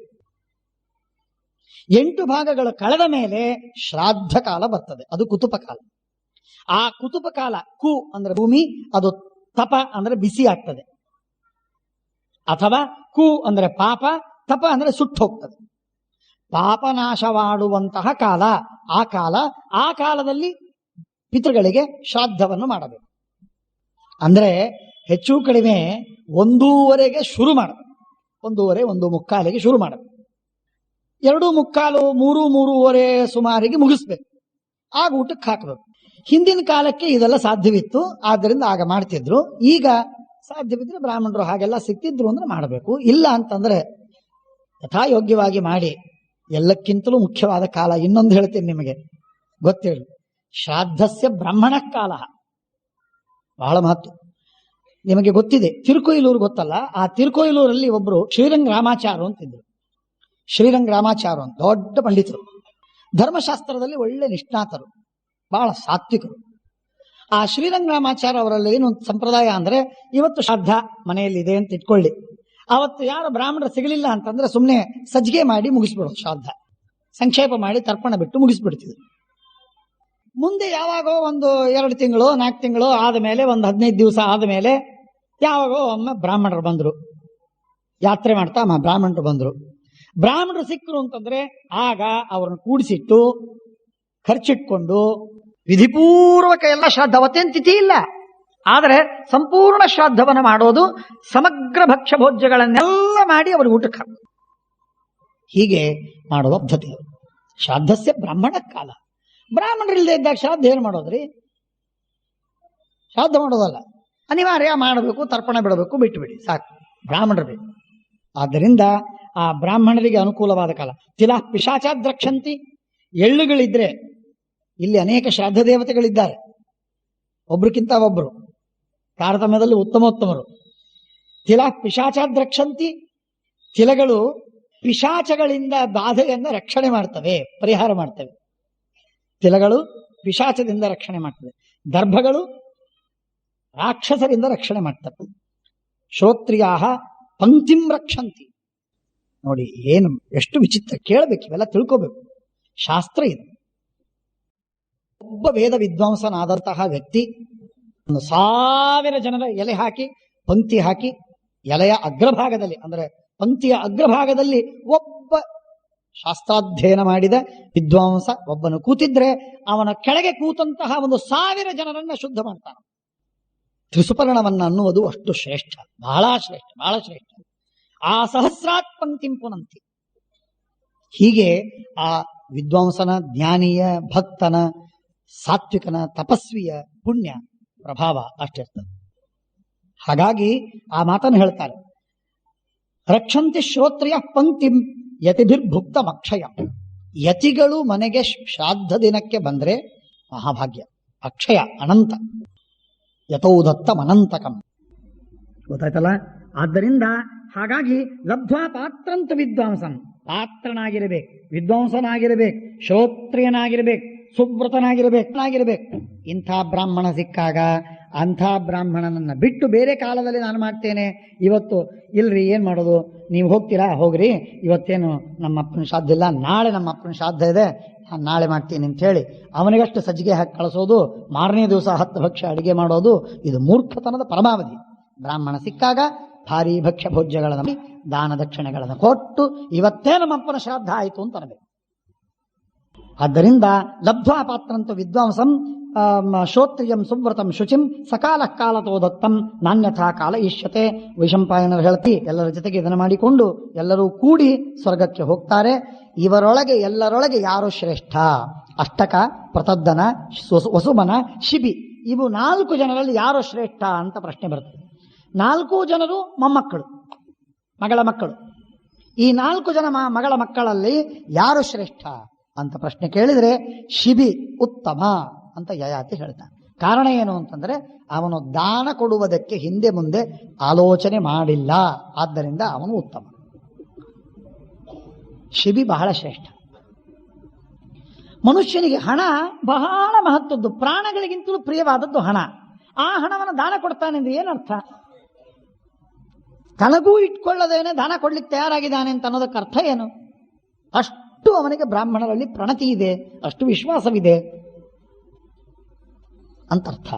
ಅಂದಮೇಲೆ ಹಾಗಾಗಿ ಶಿಬಿ ಇವನು ತನ್ನ ತೊಡೆಗಳನ್ನು ಕತ್ತರಿಸಿ ದಾನ ಕೊಡ್ಲಿಕ್ಕೆ ತಯಾರಾಗಿದ್ದಾನೆ ಅಂತಂದ ಮೇಲೆ ಇಂಥ ಒಬ್ಬ ಉತ್ತಮನಾದಂತಹ ದಾನಿ, ದಾನಶೌಂಡ ಯಾರು ಜಗತ್ತಿನಲ್ಲಿಲ್ಲ.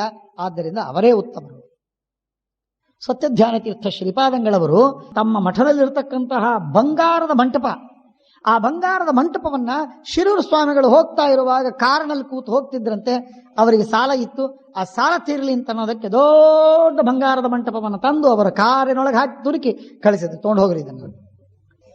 ಸ್ವಂತ ಮಠದ ಆಸ್ತಿ ಪರಂಪರಾಗತವಾಗಿ ಬಂದದ್ದು, ಅದನ್ನು ಕೊಟ್ಟು ದಾನ ಕೊಟ್ಬಿಟ್ಟು ತೊಗೊಂಡು ಹೋಗ್ರಿ. ಹಾಗಾಗಿ ಶೂರ ಸಹಸ್ರೇಶು ಚ ಪಂಡಿತ ವಕ್ತ 10 ಸಹಸ್ರೇಶು ದಾತ ಭವತಿ ವಾನವ. ಕೊಡುಗೈ ದಾನಿ ಅಂತನಬೇಕಾದ್ರೆ ಬಹಳ ಕಷ್ಟ. 2, ಮನುಷ್ಯ ದಾನ ಕೊಡ್ಲಿಕ್ಕೂ ಹಿಂದೆ ಮುಂದೆ ನೋಡಬಾರದು, ಕೊಟ್ಟ ಮೇಲೂ ಹಿಂದೆ ಮುಂದೆ ನೋಡಬಾರದು. ಕೊಟ್ಟ ಮೇಲೆ ಇನ್ನೊಬ್ಬರ ಹತ್ರ ಹೇಳಬಾರದು, ಕೊಟ್ಟದ್ದು ಮರ್ತೇ ಬಿಡಬೇಕು. ಇಂಥ ದೊಡ್ಡ ದಾನಿ ಬಹಳ ಅಪರೂಪ. ಹಾಗಾಗಿ ಆದ್ದರಿಂದ ಶಿಬಿ ಸರ್ವರಿಗಿಂತಲೂ ಉತ್ತಮನಾದವನು ಅಂತ ಹೇಳಿ ಎಲ್ಲರೂ ಕೂಡಿ ಹೋಗ್ತಾ ಇದ್ದಾರೆ. ಆ ರೀತಿ ಇವರೆಲ್ಲ 4 ಜನ ಸೇರಿಕೊಂಡು ಮತ್ತೆ ತಪಸ್ಸು ಮಾಡಿದ್ದಾರೆ, ಪುಣ್ಯವಂತರಾಗಿದ್ದಾರೆ, ಒಳ್ಳೆ ಮಹಾ ಪುಣ್ಯವಂತರು. ಹಾಗಾಗಿ ಸತ್ಯೇನ ಮೇ ದ್ಯೌಶ್ಚ ವಸುಂಧರಾಚ ತಥೈವಾಗ್ಯಜ್ವಲತೆ ಮಾನುಷೇಷು ನಮೇ ವೃಥಾ ವ್ಯಾಹೃತಮೇವ ವಾಕ್ಯಂ ಸತ್ಯಂ ಹಿ ಸಂತ ಪ್ರತಿಪೂಜಯಂತಿ ಯದಷ್ಟಕ ಪ್ರಬ್ರವೀಮಿ ಸತ್ಯಂ ಪ್ರತದ್ದನಂ ಔಷಧಶ್ವಿನ್ ತಥೈವ ಸರ್ವೇ ಚ ಲೋಕ ಮಣಯಶ್ಚ ದೇವಾಹ. ಇವೆಲ್ಲ ಲೋಕಗಳು ನಮಗೆ ಸಿಕ್ಕಿವೆ. ನಮ್ಮ ಸತ್ಯ, ನಮ್ಮ ದಾನ, ನಮ್ಮ ತಪಸ್ಸು, ನಮ್ಮ ಧರ್ಮ, ನಮ್ಮ ಕ್ಷಮ, ನಮ್ಮ ಕರ್ಮವನ್ನು ಮಾಡುವ ನಿಷ್ಠೆ, ಇವೆಲ್ಲ ಪುಣ್ಯಗಳಿಂದ ನಾವು ಉತ್ತಮವಾದಂತಹ ಸದ್ಗತಿಯನ್ನು ಹೊಂದಿದ್ದೇವೆ. ಆದ್ದರಿಂದ ನಮಗೆ ಯಾವ ಚಿಂತೆ ಇಲ್ಲ. ಏವಂ ರಾಜ ಸ ಮಹಾತ್ಮ ಹ್ಯತೀವ ಸ್ವೈರ್ದೌಹಿತ್ರೈ ಪಾಲಿತೋ ಅಮಿತ್ರ ಸಾಹ. ಹಾಗಾಗಿ ಉತ್ತಮ ಸಂತಾನ, ಮಕ್ಕಳಿಗೆ ಸಂಸ್ಕಾರ, ಎಷ್ಟು ಮಕ್ಕಳಿಗೆ ಒಳ್ಳೆಯ ಸಂಸ್ಕಾರಗಳನ್ನು ಕೊಡ್ತೇವೆ ಅಷ್ಟು ನಾವು ಉತ್ತಮರಾಗ್ತೇವೆ. ಎಜುಕೇಶನ್ ಎಷ್ಟು ಕೊಡ್ತೇವೆ ಅಷ್ಟು ಉತ್ತಮರಾಗ್ತೇವೆ ಅಂತ ನಿಶ್ಚಿತ ಇಲ್ಲ. ಅಕಾಡೆಮಿಕಲಿ ಅವರು ಬೇಕಾದಷ್ಟು ಬುದ್ಧಿವಂತರಾಗಬಹುದು, ಜ್ಞಾನವಂತರಾಗಬಹುದು, ಎಜುಕೇಶನ್ ಪಡಿಬಹುದು. ಆದರೆ ಅದೇನು ಪ್ರಯೋಜನ ಇಲ್ಲ. ಪ್ರಯೋಜನ ಅಂದರೆ ಹಣಕಾಸು ಗಳಿಸುವುದಕ್ಕೆ ಮಾತ್ರ, ಲೌಕಿಕವಾಗಿ ಒಂದು ಪ್ರತಿಷ್ಠೆ ಗಳಿಸ್ತದೆ. ಆದರೆ ಪುಣ್ಯ ಅಂತನ್ನೋದೇನೊಂದು ಪ್ರತ್ಯೇಕವಾದ ಚಾನೆಲ್ ಇದೆ. ಆ ಪುಣ್ಯ ಅಂತನ್ನುವಂತಹ ಒಂದು ಪ್ರತ್ಯೇಕ ಮಾರ್ಗ ಏನಿದೆ, ಆ ಮಾರ್ಗ, ಆ ರೆಲ್ಮ್, ಆ ಒಂದು ಸ್ಥಳದಲ್ಲಿ, ಆ ಒಂದು ಕ್ಷೇತ್ರದಲ್ಲಿ ಇವನಿಗೆ ಯಾರೂ ಏನೂ ಕೇಳುವುದಿಲ್ಲ. ಪುಣ್ಯವಂತ ಮಕ್ಕಳು ಬೇಕು, ಮಹಾಪುಣ್ಯವಂತರಾದ ಮಕ್ಕಳು ಬೇಕು. ಇವನು ಪಾರಾದ, ಉದ್ಧಾರವಾಯಿತು.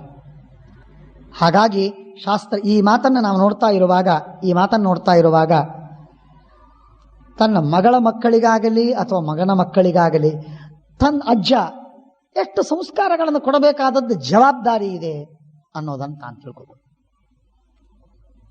ತನ್ನ ಮಕ್ಕಳಿಗಾಗಲಿ ಬೇರೆಯವರಿಗಾಗಲಿ ಸಂಸ್ಕಾರಗಳನ್ನು ಕೊಡುವುದು ಎಷ್ಟು ಅವಶ್ಯಕವಾಗಿದೆ.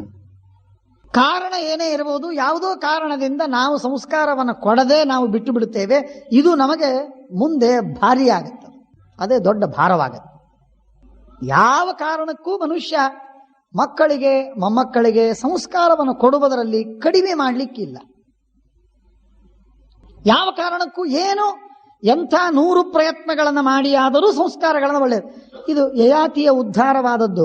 ಯಾವ ಯಯಾತಿ 10,000 ವರ್ಷ ತಪಸ್ಸು ಮಾಡಿದರೂ ಒಂದೇ ಅಹಂಕಾರದ ವಚನದಿಂದ, ಗರ್ವದ ಮಾತಿನಿಂದ ಕೆಳಗೆ ಬಿದ್ದ, ಆ ಕೆಳಗೆ ಬಿದ್ದಂತಹ ಮನುಷ್ಯ ಮತ್ತೆ ಈ ಸಜ್ಜನರ ಸಹವಾಸದಿಂದ, ಮೊಮ್ಮಕ್ಕಳು ಅವರ ಸಹವಾಸದಿಂದ, ಅವರ ಪುಣ್ಯದಿಂದ ಮತ್ತೆ ಸ್ವರ್ಗಕ್ಕೆ ಹೋಗುವ ಸಾಧ್ಯತೆ ಆಯಿತು.